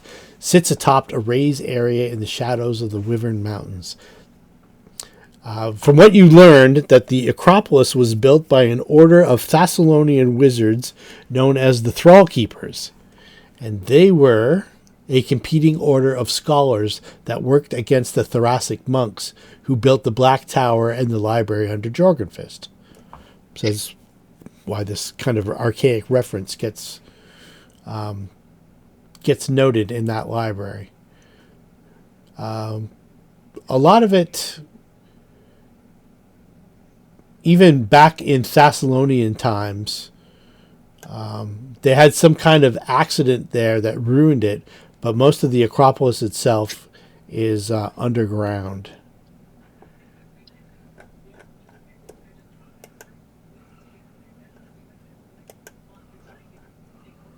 So we got to go underground. So let's see, let me put you on a map. We like maps.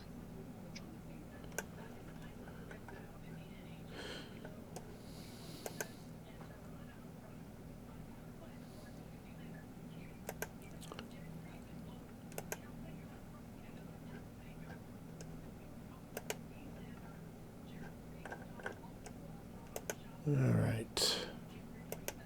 Here we go. So it's kind of like the Acropolis in Greece. It's like a bunch of pillars and stuff like that, and an outdoor temple raised up, and then there's definitely a set of stone stairs that leads deeper into the dungeon, if you will.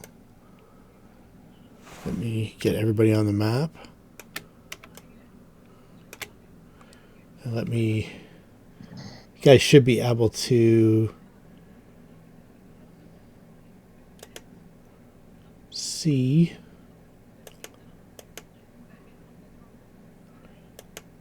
Okay, that turns the light. Okay, there we go. Let's just say that at 13th level, you guys should have the light situation sorted out. Oh, let me share the map. I got permanent dark vision. What are you talking about? There you go. All right. So we've I got should put that on picture. the stone stairs end at a 20-foot wide and 20-foot tall hallway that leads to the east, opening into a large chamber. The floor is cluttered with dust and tiny mounds of ash that look to have been recently disturbed in places, but signs of the trail vanish to the east once the stones become clear of debris. So it looks like this is a place that is frequented. Definitely humans or humanoids. Definitely groups of several. Probably. Give me some survival check there, Rampa. I'll tell you about their footwear.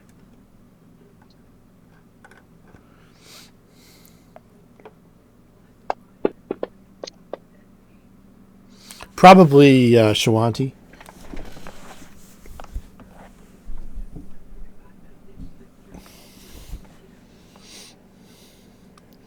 So Alendril starts doing checks for traps.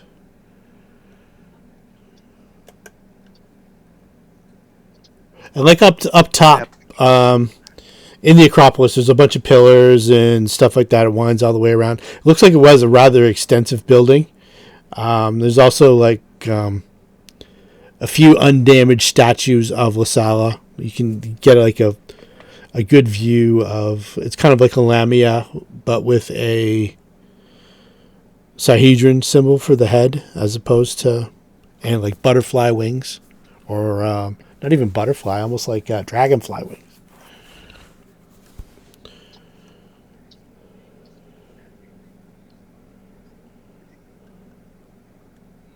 But it looks like most of the traffic seems to be heading towards this area here.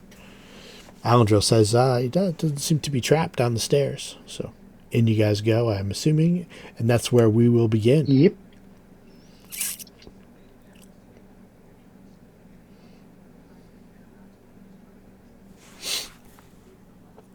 You guys see yourselves on the map and all that stuff? See on the map, but I see a big black thing in front of me. With the After all the big scales we've been having, I couldn't even see the guys at first, but they're really small. But I blew the map up, so it's all good. Let's Are we on the?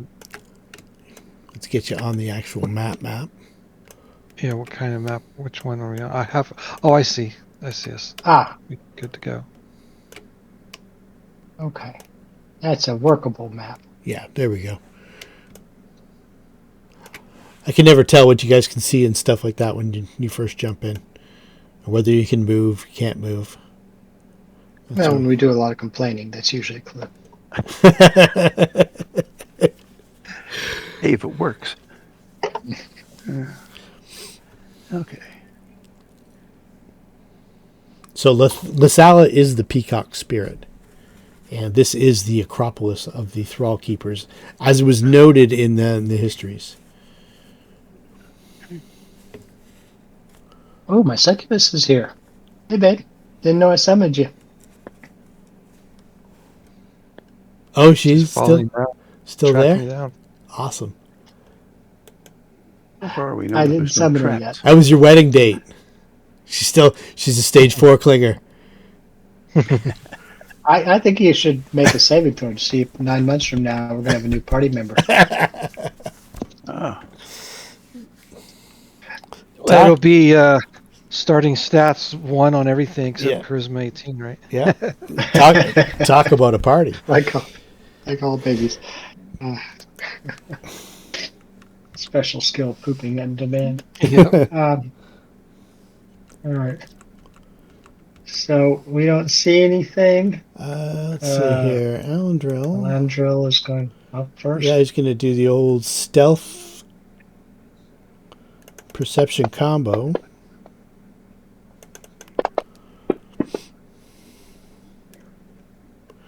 He gets to here. Let's get him in an actual square. And blows up. Yep, and he dies horribly. Okay, let's check somewhere else. All right, so as you get closer, he waves you guys up. You're going to get stealth rolls from everybody, unless they're...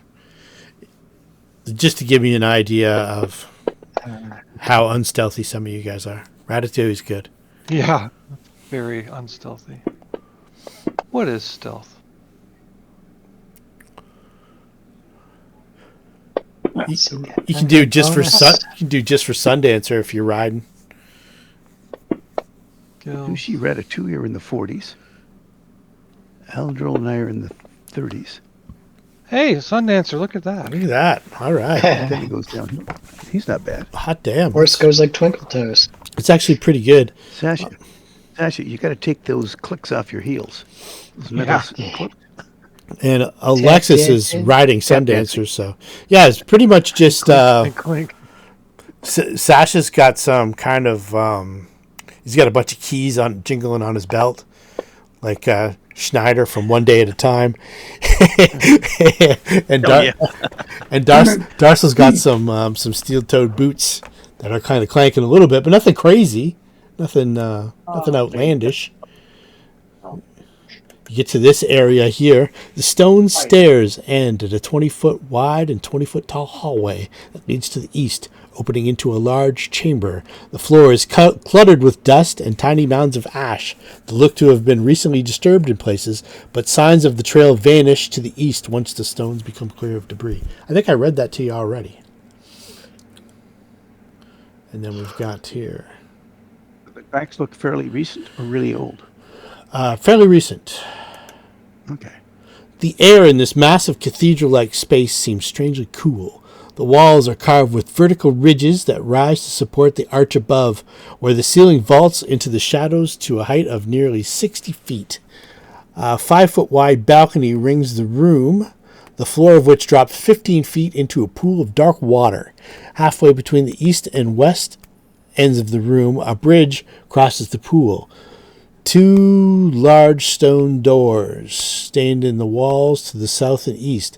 Smaller doors sit in the walls to the northwest and southwest. All 4 doors bear depictions of 7-pointed stars. And if you've been following along, those 7-pointed stars are known as the Sihedron.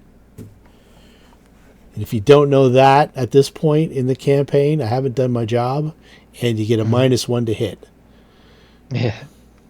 Alexis size. Is that close enough? Yes. You want to go north or south first? Yes, definitely. Okay. I don't know. Alendrill's to the north. Go to the north. Okay. Okay.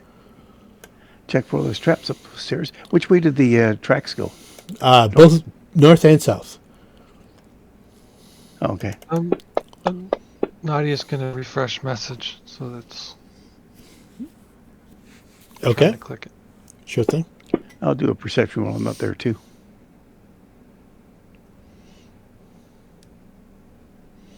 All right. Nothing at this door. Okay. Open it. I don't know Okay, where so he it kind of opens slips up. to the side and lets somebody else open it. As Alendrils want to do. All right. Are we all ready? Let's see here. Yeah. All right.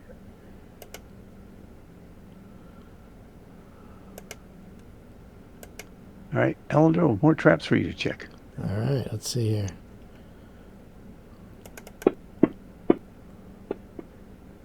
All right, look at this. So Alendril comes around.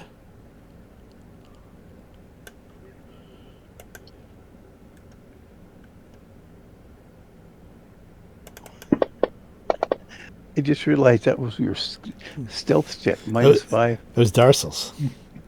Just checking for no particular reason. So, Well- so everybody else is pretty stealthy except for Sundancer, Sasha, and Darcel. Sundancer did well. Sundancer did do well. Yeah. Oh, And I'll Darcel get actually, away, I'll open the door. Darcel's actually done phenomenally. I know, Yeah. from -5, yeah. Yeah. Okay, we'll open the door. We've got another passage of sorts. Let's check for traps. Does Alexis feel evil presence or detect an aura of lingering evil? I'm pretty sure you do. Let me just double check one thing.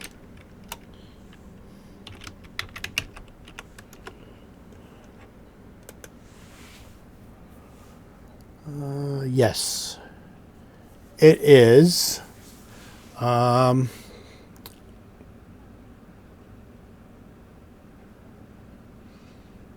see here.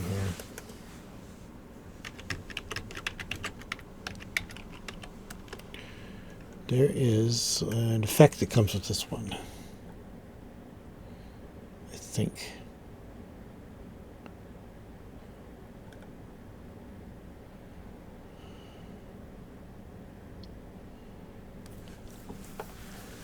If you are of good alignment and the strongest evil aura power is overwhelming, and the hit dice or levels of the aura's source is at least twice your character level, you were stunned for 1 round and the spell ends.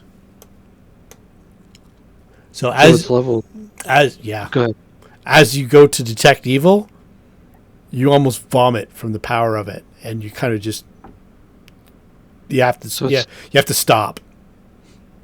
It's level 26. Hit dice. Right, I have 13 hit dice, so Mhm. it's 26 hit dice At least. or more. At least. Oh, okay. Yeah, buddy. It feels like more. It feels like the most intense feeling you've yet to feel.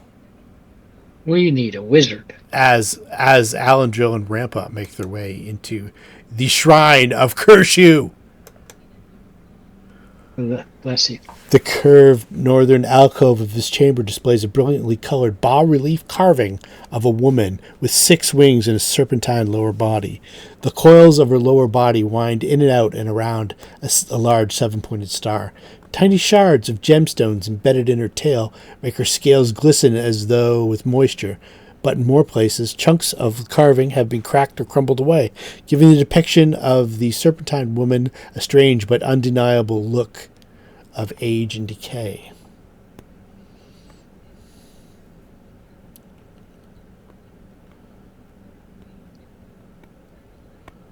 I'd make a joke there, but you're recording. Feel free. I always choose the adult section. None of this is for kids.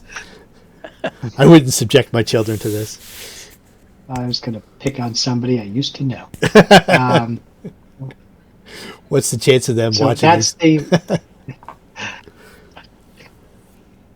What's up to the north? That's the north. Is that? That's the statue? north, yeah, where everybody's kind of congregating.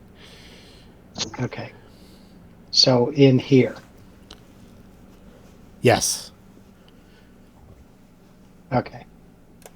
And if I go there and do any magic detection besides the vomiting thing, is there any Yeah, hidden you detect. devices? You detect magic. Let's see here. No magic. Okay. We're gonna get another stealth from Darcel and Sundancer and Nadia as they make their way over to the bridge. All right, here goes nothing. And Alendril, of course, is checking for traps. Whoop. I Okay. think I dropped my apps. Yeah, I think you dropped it in the water. Splash! Mm. Throw yourself down the next time, you darn fool of a toque. Yeah. Okay. Noted. Good on Sundancer though. So you maybe drop your axe on the or drop your pick or your axe on the floor. It kind of clatters around a little bit. Makes a fairly big noise. Let's see here.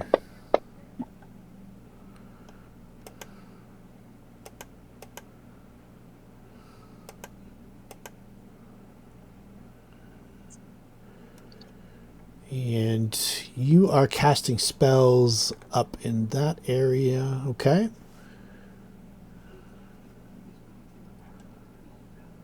Yep. There's in the roleplay section. There's a picture of Sundancer being stealthy.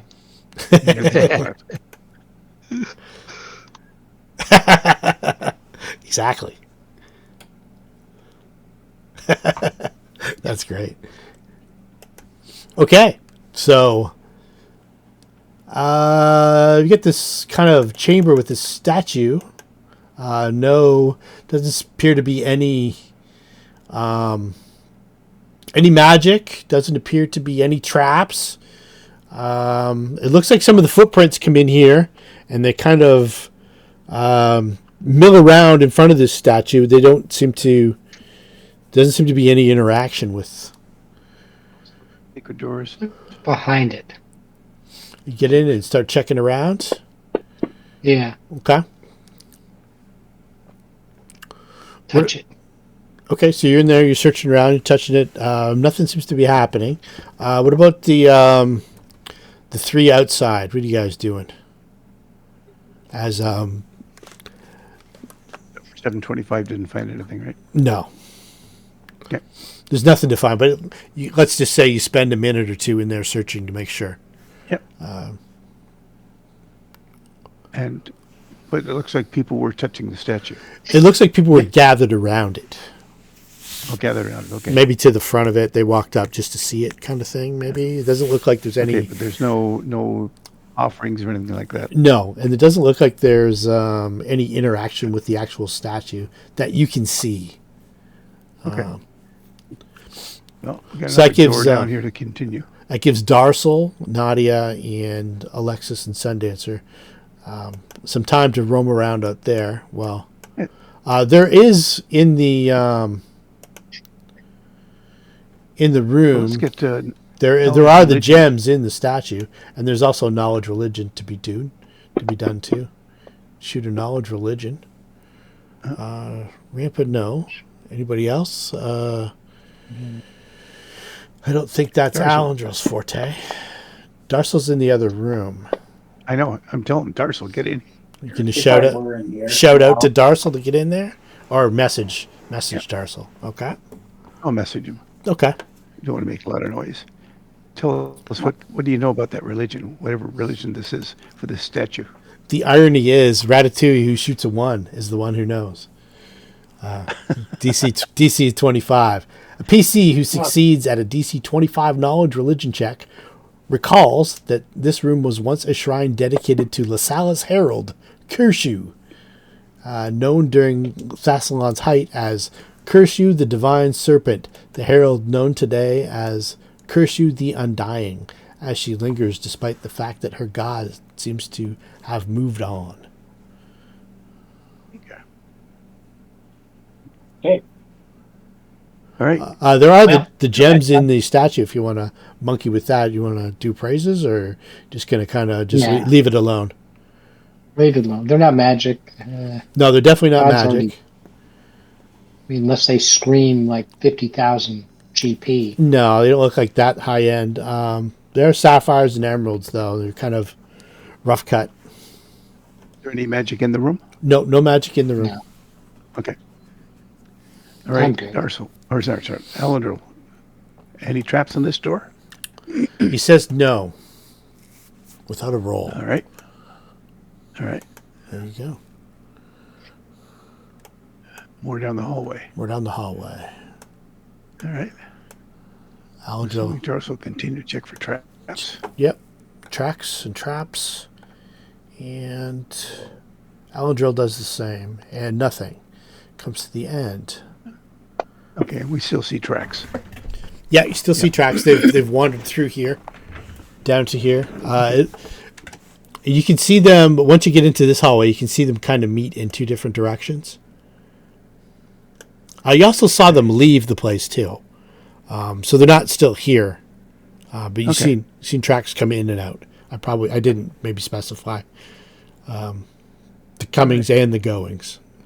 You've definitely seen both, though. So going north as well? To the north, it's pretty much no tracks to the north.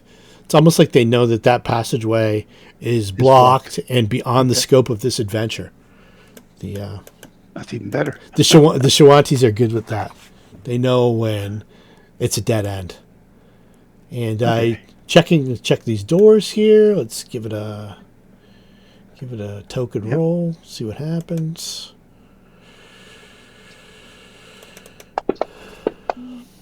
You guys don't have to worry about stealth or anything. You want a stealth roll? Nope, not at all. You guys are good. Which doors are you going to work? Well, we'll do the ones to the west is first because we know where they go. Okay, just open them up. Yep. And he checks. Does a peek out. Doesn't seem like there's anything going on in there. Close them back up. Yeah, sure. Because you're at like a little raised balcony of about 10 feet higher. Okay. Around and there. he's checked the traps on the ones on the east. Yep. He says they're good. All right, we'll open those up too. Okay, let me see here. Yeah, I got to do that. Do we open both up? There we go. There we go. All right. Let me give you a description as you guys kind of peek in. We got the eternal glyphs. The walls of this chamber are decorated with 6 life-size bas-relief carvings that depict a diverse collection of priests, each adorned in billowing robes covered in Thessalonian runes. An intricate scripture winds around the carvings, coiling across them and along the walls like an immensely long tangle of ribbons. Several ancient skeletons, some clad in armor or clutching Shawanti weapons, lie scattered around the statue's base. And let's see here.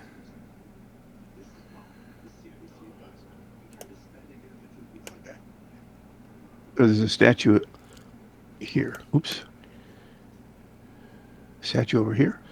There are... Hang on. There. I didn't get the ping. Yeah, there's... Let's see here. Read the description again.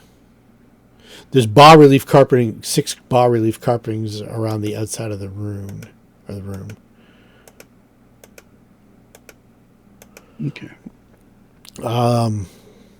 Magic? An intricate scripture winds around the carvings, coiling across them and along the walls like an immensely long tangle of ribbons. And then there's the ancient skeletons on the ground, some clad in hide armor, clutching Shawanti weapons. The script is in Thessalonian.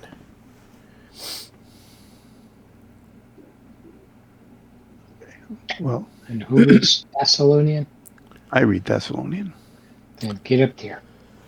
I think Ratatouille might also read Thessalonian, but I'm not sure. Probably.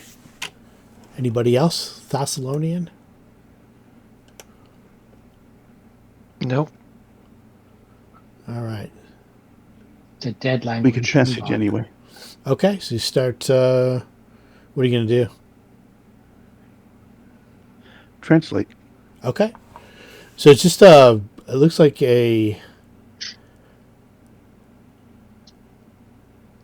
Deciphered by PC. Give me a linguistic check. Do you have linguistics at all, too? I do. Okay, just for funsies. Okay, nice. So you understand it. So as you're kind of reading for, a minute or so, and you're kind of going all the way around. It seems to be some kind of warning about the Acropolis above, and some sort of entity. And you're kind of reading, and then a few minutes have gone by. And it doesn't describe the actual entity, and it kind of like winds around to the next carving of the statue, and then you're sort of reading about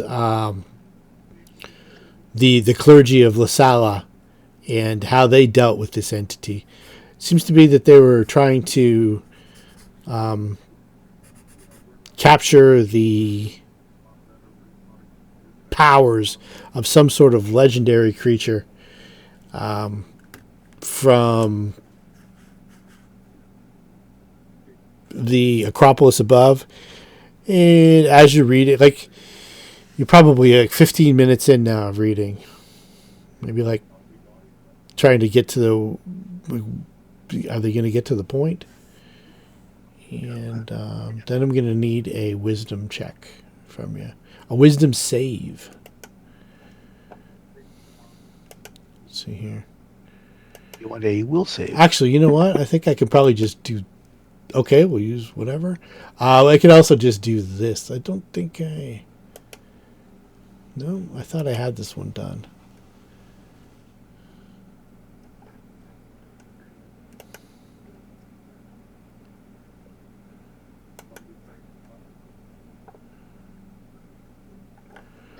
Okay. So you seem convinced that the more you read, you'll get to the point where they actually tell you what's going on, or maybe even the prayer.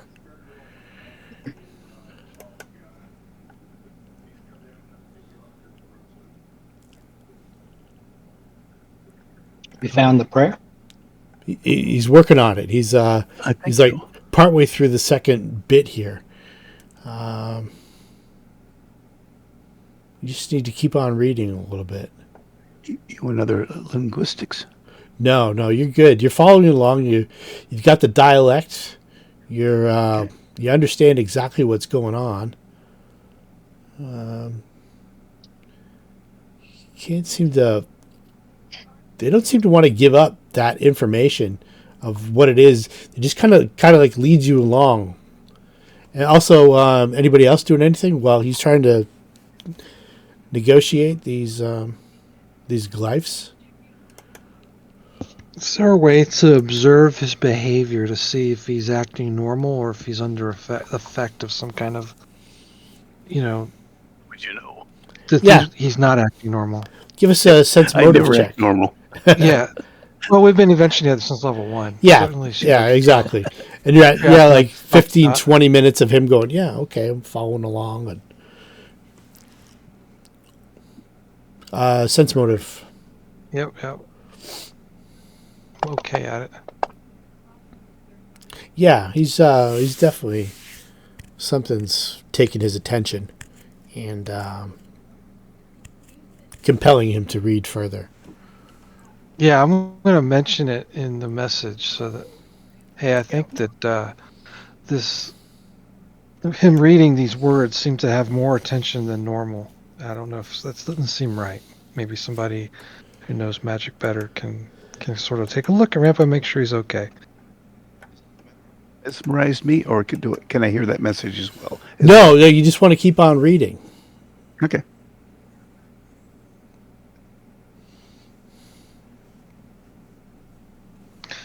I don't think I did this. Yeah, I didn't. Okay. Sami comes in and rolls a spellcraft check and then disappears. Yeah, you're going to do detect magic? What do we do to help him? Does it seem like there's evil in the room? Well, last time I did that, I almost threw up. Do you have? So yeah, I'm doing. there's evil in the room.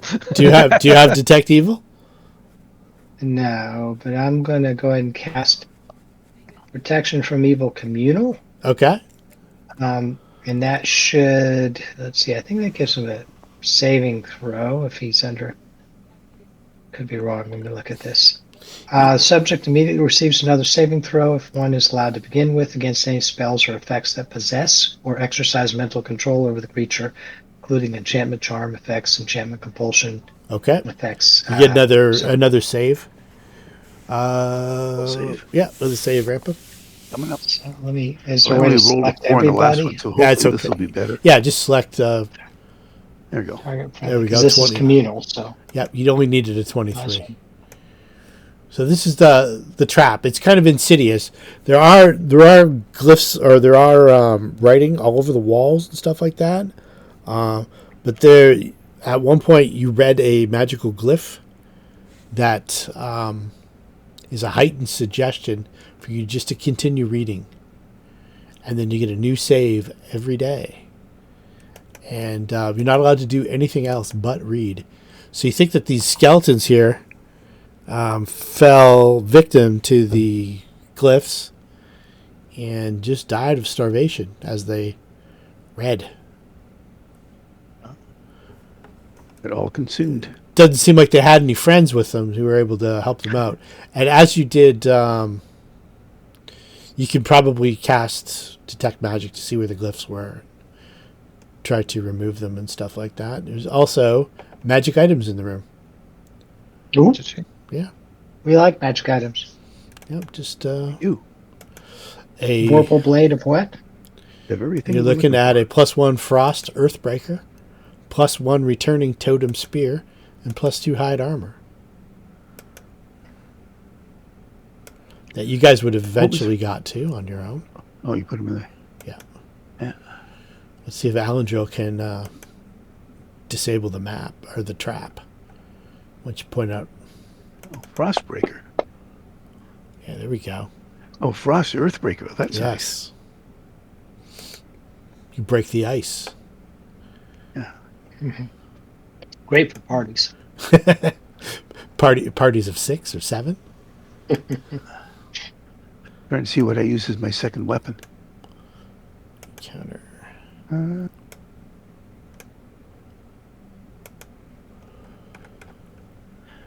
Oh, okay. Well, if somebody can use it, take it.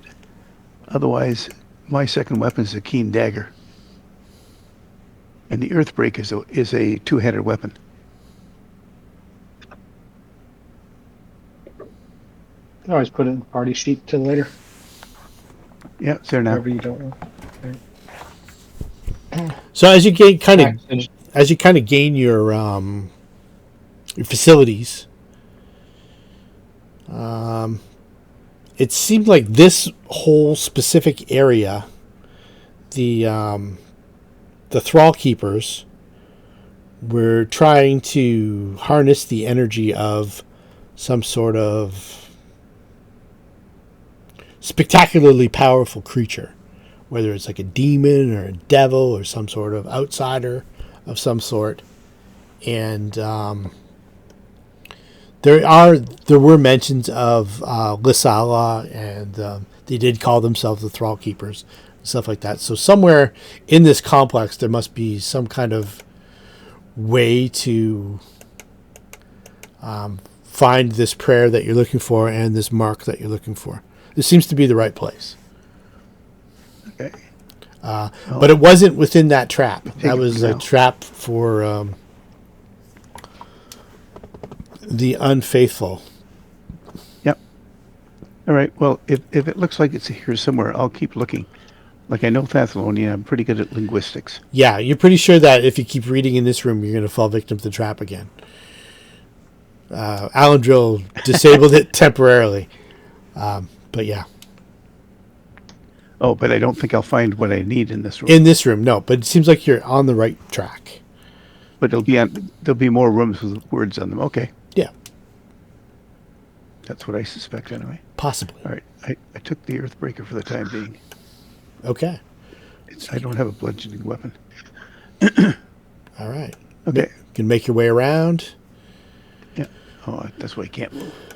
Are you stuck? Okay, there we go. No, I'm good. I was on pinging. Ah, yes. Alendril does the same until we get to this area here. And that is... Okay. It looks like there's a light at the end of the tunnel down at this end. This is still... That's still beyond the completely scope, yeah. impassable. Yeah. Okay. I see what you see, but Not yeah. something we have to Yeah. clear out. No. Okay. Let's see here. Oh, So it comes into like a 25 foot by 25 foot chamber square. The floor of this otherwise empty chamber contains a 5-foot diameter hole in the center, surrounded by a ring of tangled runes. Inside the hole, a shaft filled with brilliant emerald light drops into the depths.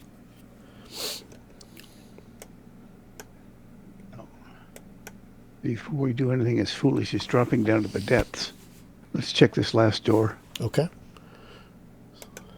There's 2 doors that we haven't Yeah, I know. seen here. Yeah. I think And this one goes. these ones just go back out to there. You can pop them No, but open, look them There's back. one on the southeast wall. There you go. Yep. And that one. That one there just leads to the outside again. Yep. Goes back. Okay. Okay. Then there's the southeast wall. There's this door. Yep. That one there. No, I just wanted to make sure that that did wrap around. Sometimes it looks like they do wrap around and it doesn't.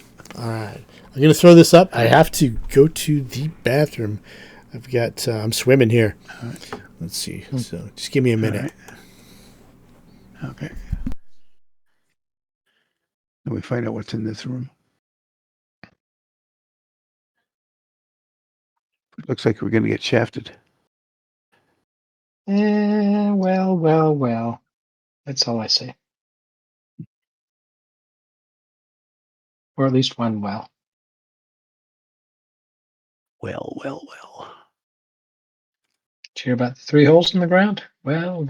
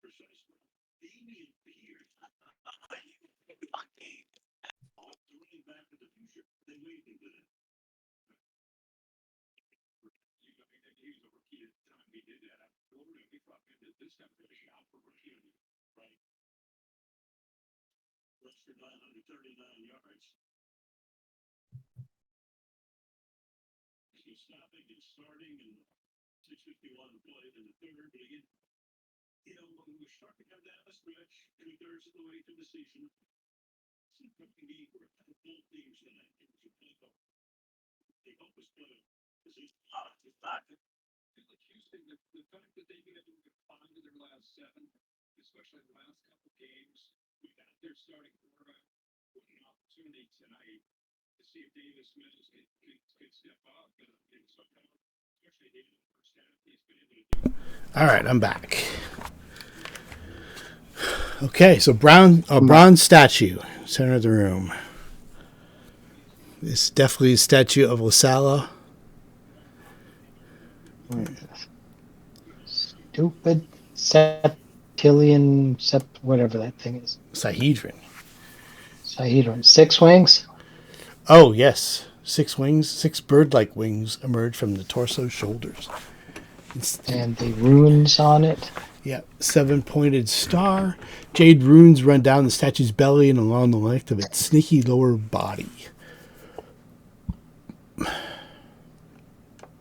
Magic. Yes. Oh, it radiates magic.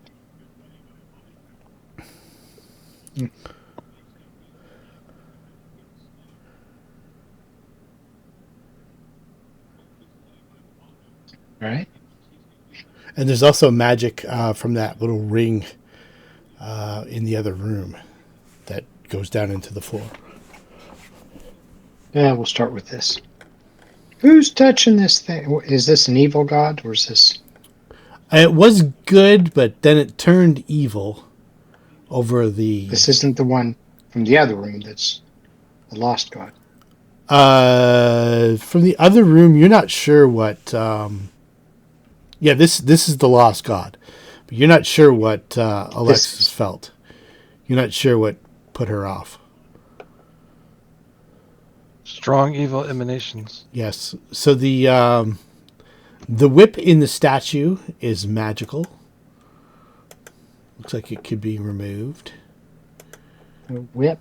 Oh, whip. Let's see here. See.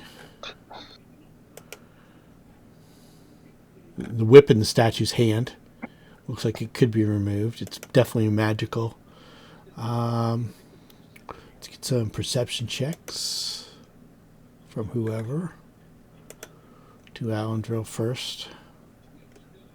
He's looking for traps, obviously. But he finds, as does Sushi, a secret compartment in the base of the statue.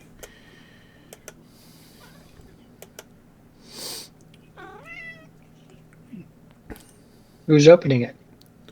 Or check for traps first, I guess.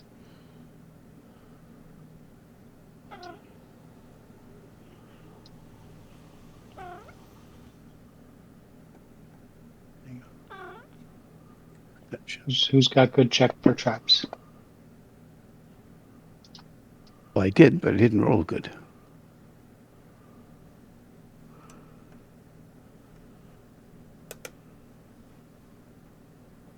Yeah, Alandrill, let's see here. Didn't see any traps. He just saw this compartment. Looks like a drawer that pulls out. Okay. Did we search for secret doors in the room that I'm in now? Where are you now? That's the room with the statue. That's the room with the statue, the room that you're in right there. So you can... No, I'm actually in the one just up beside it. Oh, okay. No, you didn't search for secret doors there, but you can? Yeah, east and south. Okay, yep. No secret doors in either room, but just the secret door in the or the secret cabinet or drawer in the bottom of the statue. Okay. And it's not trapped, you said? Okay. Didn't seem to be trapped. All right. Well, I'll try and open it. Move back. I'm not that experienced in these things, but I'll try and open it. Okay, so you open the drawer up. The statue's base contains a wide but shallow drawer. Inside is a 4-foot diameter circular frame containing several wedge-shaped metal plates, each punched with its own intricate design. There's 7 of them? I think there's 3 of them. Okay. Yeah, there's 3 of them.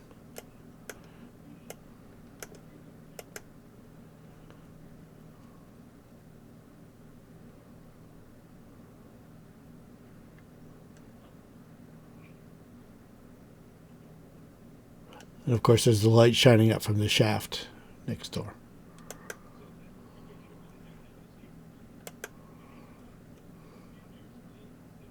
Look down the shaft. You look down the shaft. It looks like it drops down about 70 or so feet to a area down below in darkness. Sushi lives for darkness. We figure out what these little things were and what they're shaped like. They're not little. They are roughly the like it's a 4-foot diameter circular frame. So it's pretty big. Oh, okay. Yeah. And then there's wedges that look like it might fit into the frame.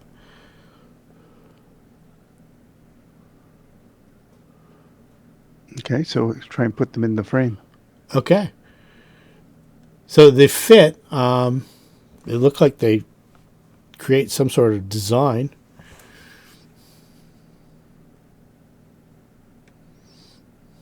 Let's see here. Aladra kind of see here. Gets working on it. Gets the right ones in the right spot. Okay, everything seems to line up. So you've got this like 3-foot, 4-foot wide frame. It looks like if you shine the light through it, there might be some kind of design. Yeah.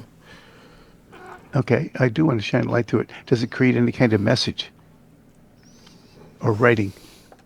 The way you're doing it, it doesn't. It's hard to see.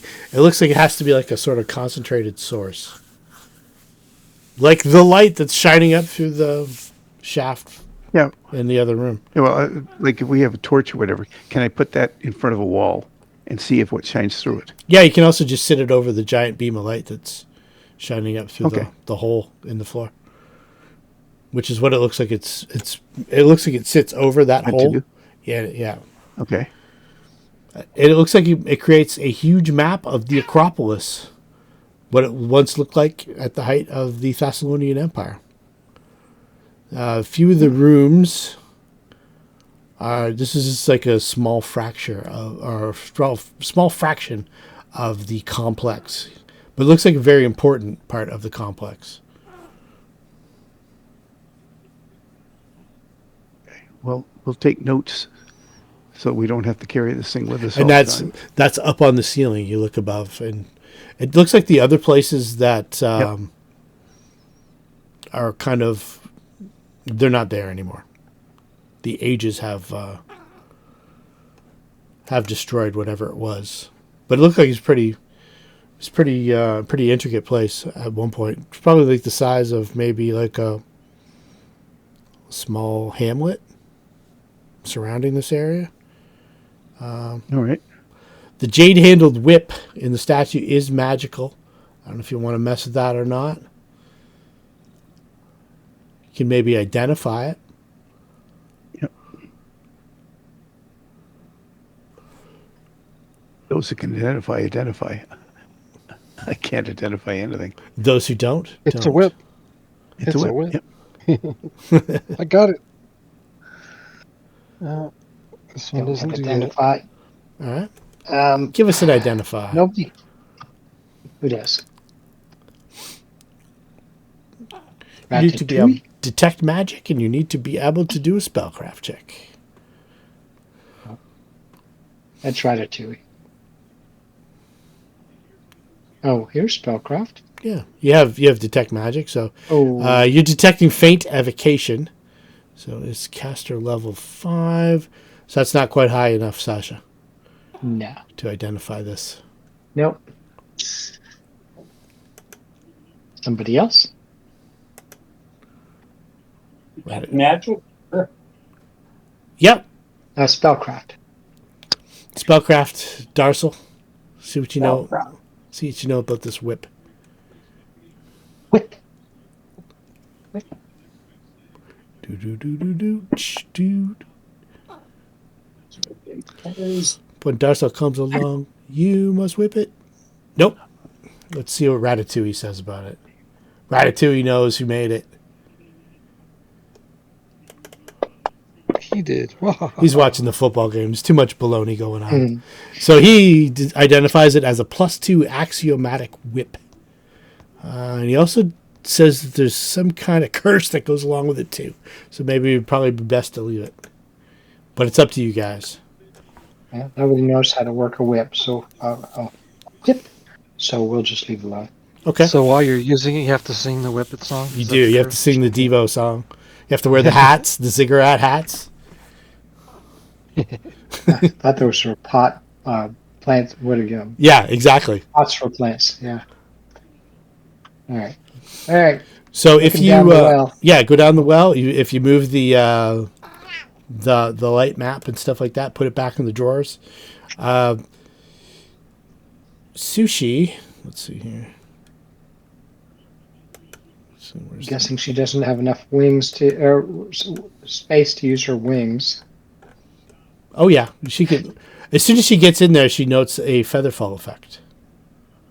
Ah. I'll narrate what she sees to folks.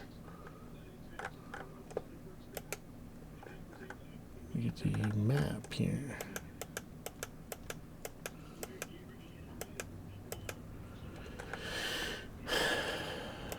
The maps are really fighting me tonight. In fact, before she goes down, she's going to put darkness on her.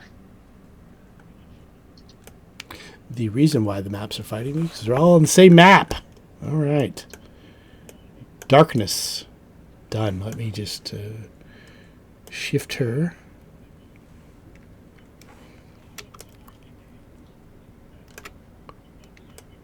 Haha. Can you see that, Alex? Let me click on her token. Yes. All right. Okay. She So says I'm. Yeah. It's just she doesn't need to fly down.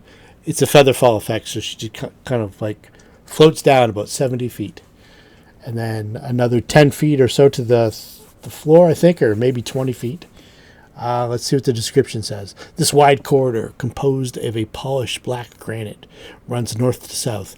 A blue stone disc sits on the floor to the south, with a glowing column of blue light rising up from the disc through a hole in the ceiling. To the north, a 5-foot wide circular opening in the wall opens into a smaller chamber. The ceiling here is only 15 feet high. So she floats down onto the spot, and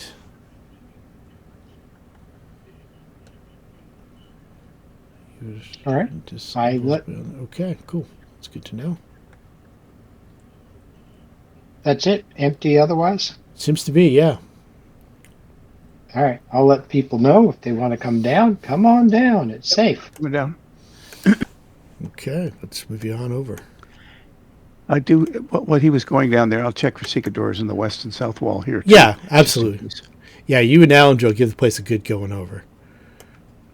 Okay. But nothing. So off we go.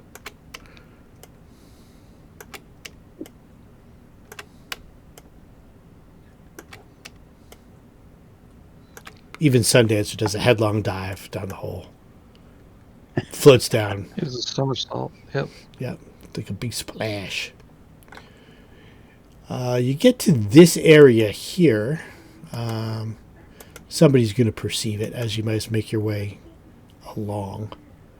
There's a huge stone plug blocks a hidden hallway to the east in this passage.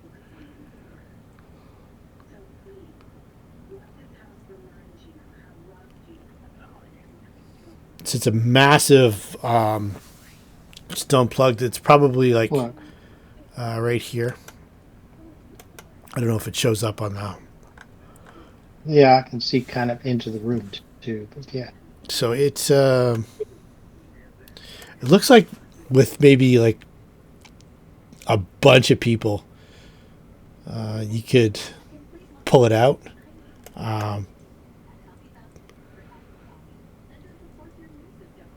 Let's see here. Single medium humanoid would need a strength score of 55 to perform this stunt. But enough of a gap exists that gaseous form can be used to enter this chamber. Beyond. Like Well, maybe 27. shine a tiny bit of light. I mean, Zeus is You need 27 strength. Anybody else have a good strength? The combined 55, is that right? My strength is pretty good. And Hang on a second. Sundancers can pull. It described it as being removed by a huge team of servants. One person would need a 55. One person. What about two Yeah. people and a horse? Yeah, I don't think it. I don't think you have enough manpower, even with like your group and as strong as you are. This is And horse pull? it's 120 tons, Okay. 15 feet long, We can only do 115. 10 feet wide, 15 feet long, and 120 tons. But there's still gaps in it enough somebody could go through with gaseous form. There's also the passageway to the north. Passageway to the north. Sounds like it's made for us. Sasha's got a new mini. You think I would, replaced them both. think I wouldn't notice? I replaced Sush too. Yeah, he did. There was Sushi was blonde for a bit there today. That was an accident. I was looking at my That was bag there. That was your date to the wedding. Are we having a new wedding? Don't bring it. Don't get that. We draw cards again. Yeah, that was your succubus. Here we are. I couldn't find the new map. There we go. Oh, It went okay. the Yeah, wrong let's send I it. went to my left. Oh, okay. Yeah, Okay. that's why I couldn't find the map either. That's why I couldn't find the first one that we did, because it's all the same map. Where's Ratatouille? Did he even move his mini? Let's check. His hide is pretty good. You can't find as many. No, he just didn't move it at all. I think we lost Ratatouille to the football game. A lot of yakking going on in this one. All right, you get to the north. The hallway to the north. Oddly enough, no footprints down here. Well, let's make some. Oh, there's no footprints to the plug, right? No footprint into the plug. No footprints heading to the north. Okay. We'll make a few. Okay, What is this on the right? That's that's the we can't plug. pull out. It's 10-foot diameter, 15 feet deep, Oh, okay, granite okay, plug that okay. weighs 120 tons. Yeah, no, I got the description before, but I couldn't find the map, so I didn't know where it was. Yep. So that's what we need to get moved. But there is a way Well- through there gaseously. Or we can just find an alternate path. Yeah, there might be another way around. Well, how long would it take me with my adamantine weapon to break it down? 18,000 hit points. 3 So- years. It'll take a while. Yeah, well, but we've it's got given no hardness. Rampus damage. It'll be about 10 minutes. Yeah, it's probably about right. So 18. But it has no hardness protection. So All it'll right, take 3 Going hours. this way. But may still be better than going the way we're going to go. All right. All right, Alendril. Traps? Nothing. Okay. But stairs. Okay.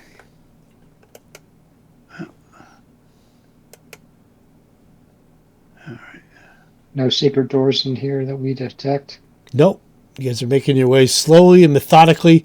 You get down to that area. Traps checked for and everything. And you see the walls, ceiling, and the floor of this chamber have been painted to resemble a starry sky, giving the illusion of walking through space. A 10-foot diameter stone sphere floats 5 feet above the floor near the room's southern wall. 3 short metal rods protrude from the lower hemisphere, radiating outward like a tripod. Only the rods rest on empty air rather than solid surface. The sphere appears to have been carefully carved with tiny rivers, mountains, oceans, and forests. It's That's resting on weird. this You know- tripod. The It tripod is. is not resting on the ground. Correct. Yeah, Okay. we know the world is flat, so this doesn't make sense. But it has to be magical, so It is. we need They're some of those magical definitely characters in here. magical. Definitely magical. Does it have any writing on it or anything like that? Let's see here. Do we recognize any areas? from our world? Yeah, it looks like a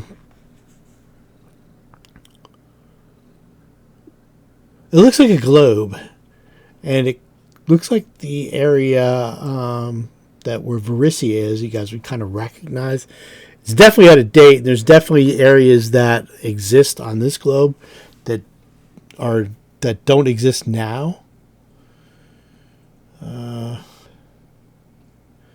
So let's get some spellcraft checks from you guys who are detecting magic and all that stuff.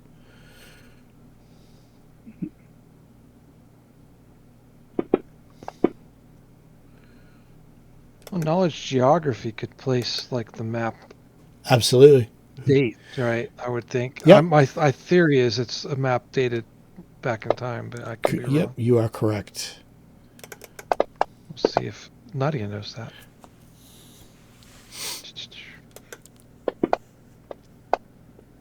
Nope. Dum.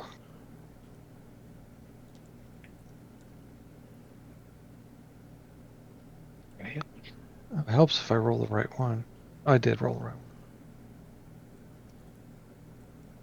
You're just spinning the map as we're trying to look at it. Yeah. Pretty lights. Will you stop it?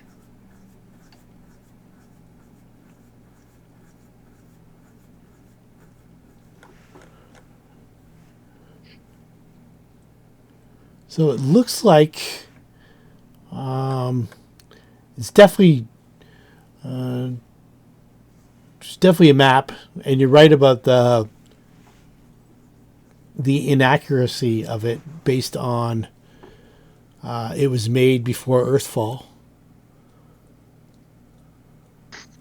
Could she determine that based on the roll? Or But yeah, well, based on the maps that you've seen over the last couple weeks, where you're looking at all this stuff all the time, you see that for example, the nation of Varisia was mostly landlocked except for a narrow southern coastline.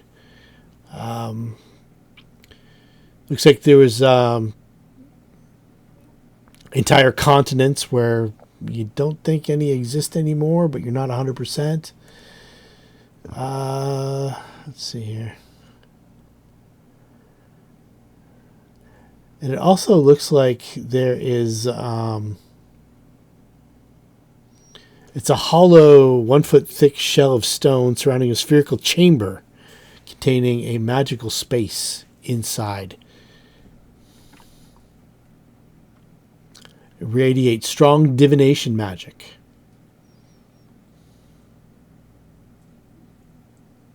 Space inside, so we should reach into this space inside. Okay, so you reach in and you kind of like touch the globe, and whoever does that disappears and is contained within the globe. So from within now, it's kind of like you're on Earth looking up, or you're on Galarian looking up at like a starry sky. And you kind of, if you want to, you can concentrate on the stars in the sky. I don't know if anybody has those kind of knowledge skills. We'll call it planes. Okay, Oh. I got plans. You'd have to be inside the globe, though, which you can be. It's not a problem. All right, You want to jump in? sure, I'll jump in. You need Or a you can go spell. on. You need a spellcraft check at this point. Oh, to get in? Yeah, Okay, Or I to- can do spellcraft. to determine what's going on. Like all you're seeing Oh. is the starry sky inside. Okay, well, somebody can do a spellcraft for me. Okay. I have knowledge of planes, but I don't have spellcraft. So somebody else is going to have to help me with that. You look at Ratatouille again. All right. Let me try. Okay. All right. Ratatouille it is. Nope. It's not enough. All right.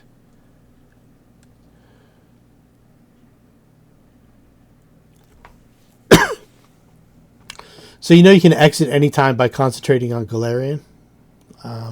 So once you come out of this chamber, You have a mark on your hand. So whoever went in, and it looks like this. That, in fact, is the Thrall Keeper's mark. I was Well, just we going to got the say mark. that's the mark we're looking for. Yeah. Okay, That is the mark you're looking for. it is. All right. And Do we need more than one mark, or are we good with one? No. There's my knowledge planes. Oh, nice. Okay, so from within. No,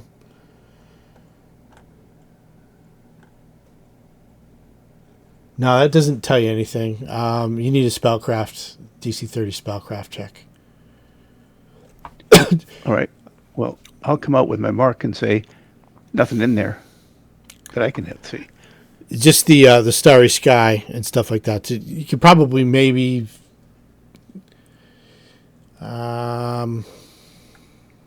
Yeah, I can't see actually I determining. couldn't make any words out though. Yeah, what the purpose of. What I'm really looking for is the prayer. Okay. So I just saw a starry sky. So somebody else want to try it in there? And I got this funny mark in my hand. I don't want a tattoo. Yeah, so if Sasha or Sushi went in, they also got the same mark. Ratatouille comes That out. would have been douche. Ratatouille's got the same mark.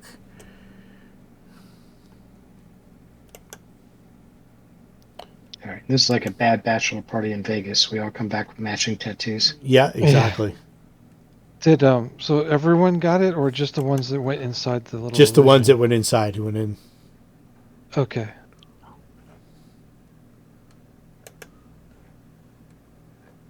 All right. So we got the mark. We need the prayer. Yep. Okay, so where to? Keep. There was more. No, there wasn't more spaces, is there? We have to do the gas, don't we? Yep. It's gas. Yep. All right. Let's see. Does All right. Let's see what. I think Ratatouille has the means to do it. I'm pretty sure he's got gaseous form as one of his spells, and he's able to. Yeah, so he can switch out his spells after a minute. Somebody else want to go instead of him, or? I think Sush may have a way. Let me just look. Where is it?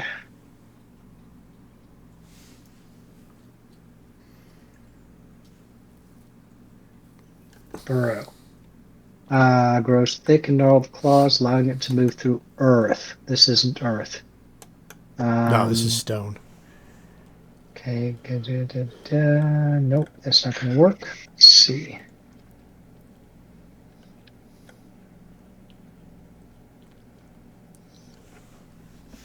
What do you need me to do? Just go gaseous. Need you to- Get into the Yeah. into the vault. Yep, I ain't got nothing. It's going to be him. I'll do ethereal jaunt. Okay, there you go. Boom, you're through. A jumble of 5 crushed humanoid skeletons lie in the southeast corner of this chamber. I'll put you, shift you in here. Stone niches in the southern wall contain a few pieces of clutter. Let's see here. So it looks like a vault of sorts. There are a bunch of treasures, some magic items, and several scrolls. And it looks like there is a... do you speak Thessalonian, Ratatouille? I'm pretty sure you do. Yeah. There looks like a prayer etched into the wall. Ooh. It's just a short phrase. You commit it to memory. That seems to be the Link. what do they call it? The Lasala's. Password? What does it call it in the rhyme? Let's see here. Open Sesame? Rune Goddess's Prayer. Rune Goddess's Prayer. That's what I phrased it as. Okay, so the treasure is... There is once you come out with it, there's the Rune Goddess's Prayer. There's also a bottle of air, a decanter of endless water, exotic dishes and silverware, 2 scrolls of clairvoyance, 2 scrolls of dimension door, 2 scrolls of sending, and a sustaining spoon. There is also treasure from people who weren't able to get out for whatever reason. There's a couple They have a scalps. sustaining spoon and they died? Yeah. Idiots. Maybe they took their own lives. Or maybe Earthfall killed them. There's a +1. Maybe they needed a fork.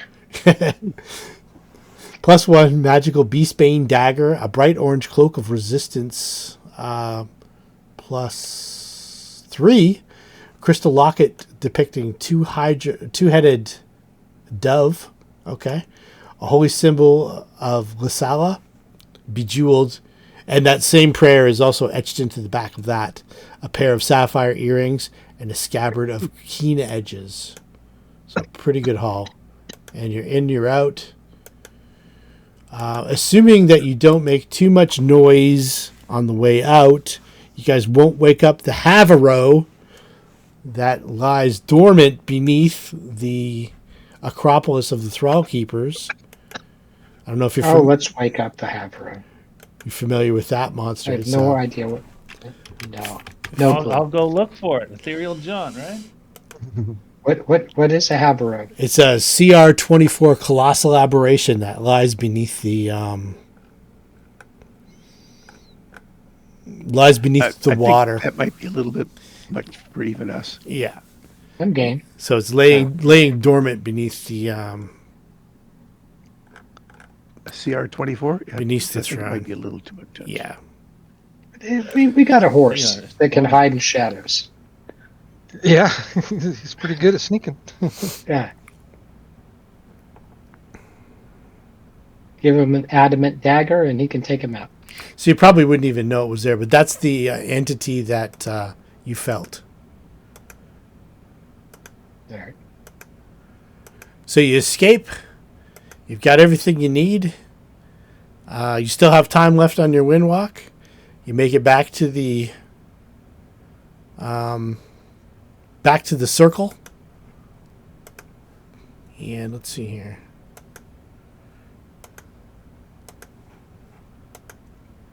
The Sihedron circle.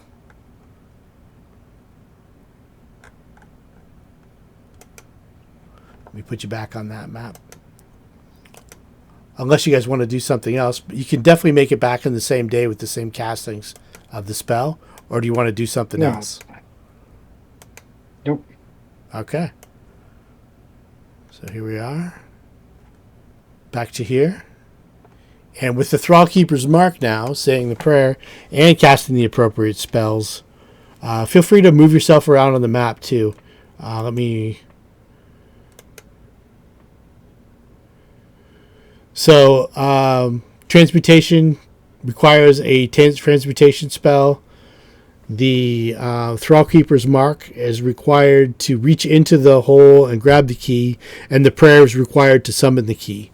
So you kind of activate, say the prayer, the key comes, you can reach in with the Thrall Keeper's mark. That's how these things were working.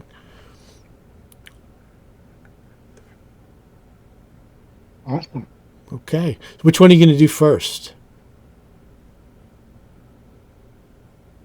The north one, whatever it is. So Karzoug, the transmutation one?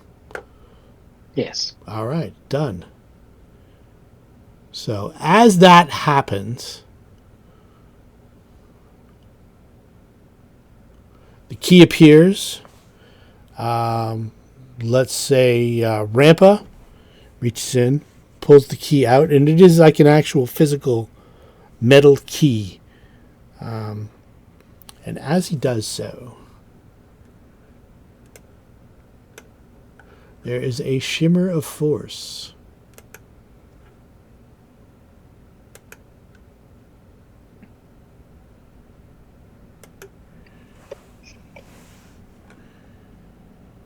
Uh-oh, okay.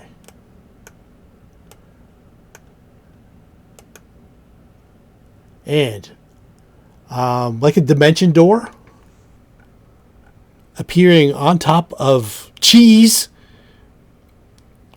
is a aged gargantuan blue dragon. And Cheese is going to take some damage just from it landing on him. So it's going to be the equivalent of like a crush. 46 plus 16. So let's see here. Oh, Jesus. That was just dumb luck where it was located. So add 16 to this. 28 points. Is that enough to kill Cheese? No, Cheese has 61. No, 56. Oh, okay. So let's see here. 28. Put 28 points of damage on him. Okay.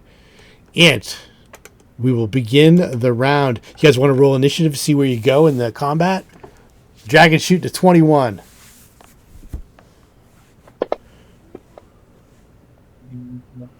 I got a 7. Ratatouille's got a 21. Jesus. Alexis with a 3. Oh.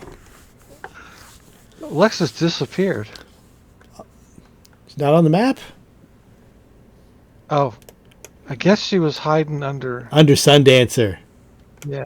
Yeah. There you go. That's Okay, better. so let's see here. Who hasn't? Darcel, we got him with a 6. Rampa goes first. And Ratatouille's, I think Ratatouille's dexterity might be better than this dragon's, but I'm not 100%.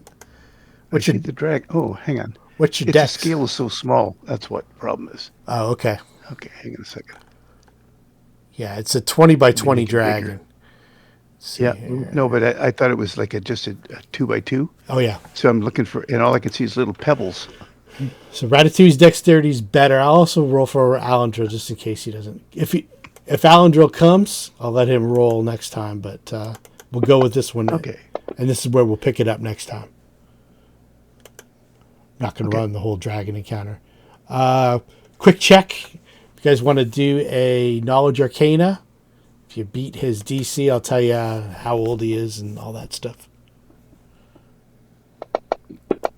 Do I have any? You can think about that for 2 weeks. Yes, Ratatouille. So it is 22 hit dice plus 15. Or is it it's 15 plus or 10 plus the CR, right? So 27. So you beat it. Okay. So it's a very old blue dragon. Okay, so knowledge nature wouldn't help then. No, it's Arcana for these guys. So Okay. very old blue dragon. So I think this might be the most dangerous opponent you guys have faced to date. We have, this is the start of the next set of adventures. So we've got hero points back to everybody. Not that we would need them. Not you're going to need them for Worth this. Not at all. No. One By mob coincidence. against all us. Yeah, we're good. Yeah, it was just dumb luck that it kind of landed on Cheese and crushed him. It's too bad you guys weren't all lined up right there. That would have been fun. I thought I had an effect for that. I think I did. Oh, that's why it didn't show up, because I'm blocked. Where is it here? Crush. Yeah, I did. Damn it. I should have used that instead. That would have been better. Okay, anyway. Ready to go for next session. Blue dragon. Cool. Right there. Looks like the Try to guard. hit him instead of lightning him. Okay. Yeah, it looks like probably the guardian of this area. The way he teleported in, it was almost like a dimension door, or a something keyed to what you guys did. And we'll go from there. All right, awesome. So we don't know if we did something wrong or something right, but either way, it's there.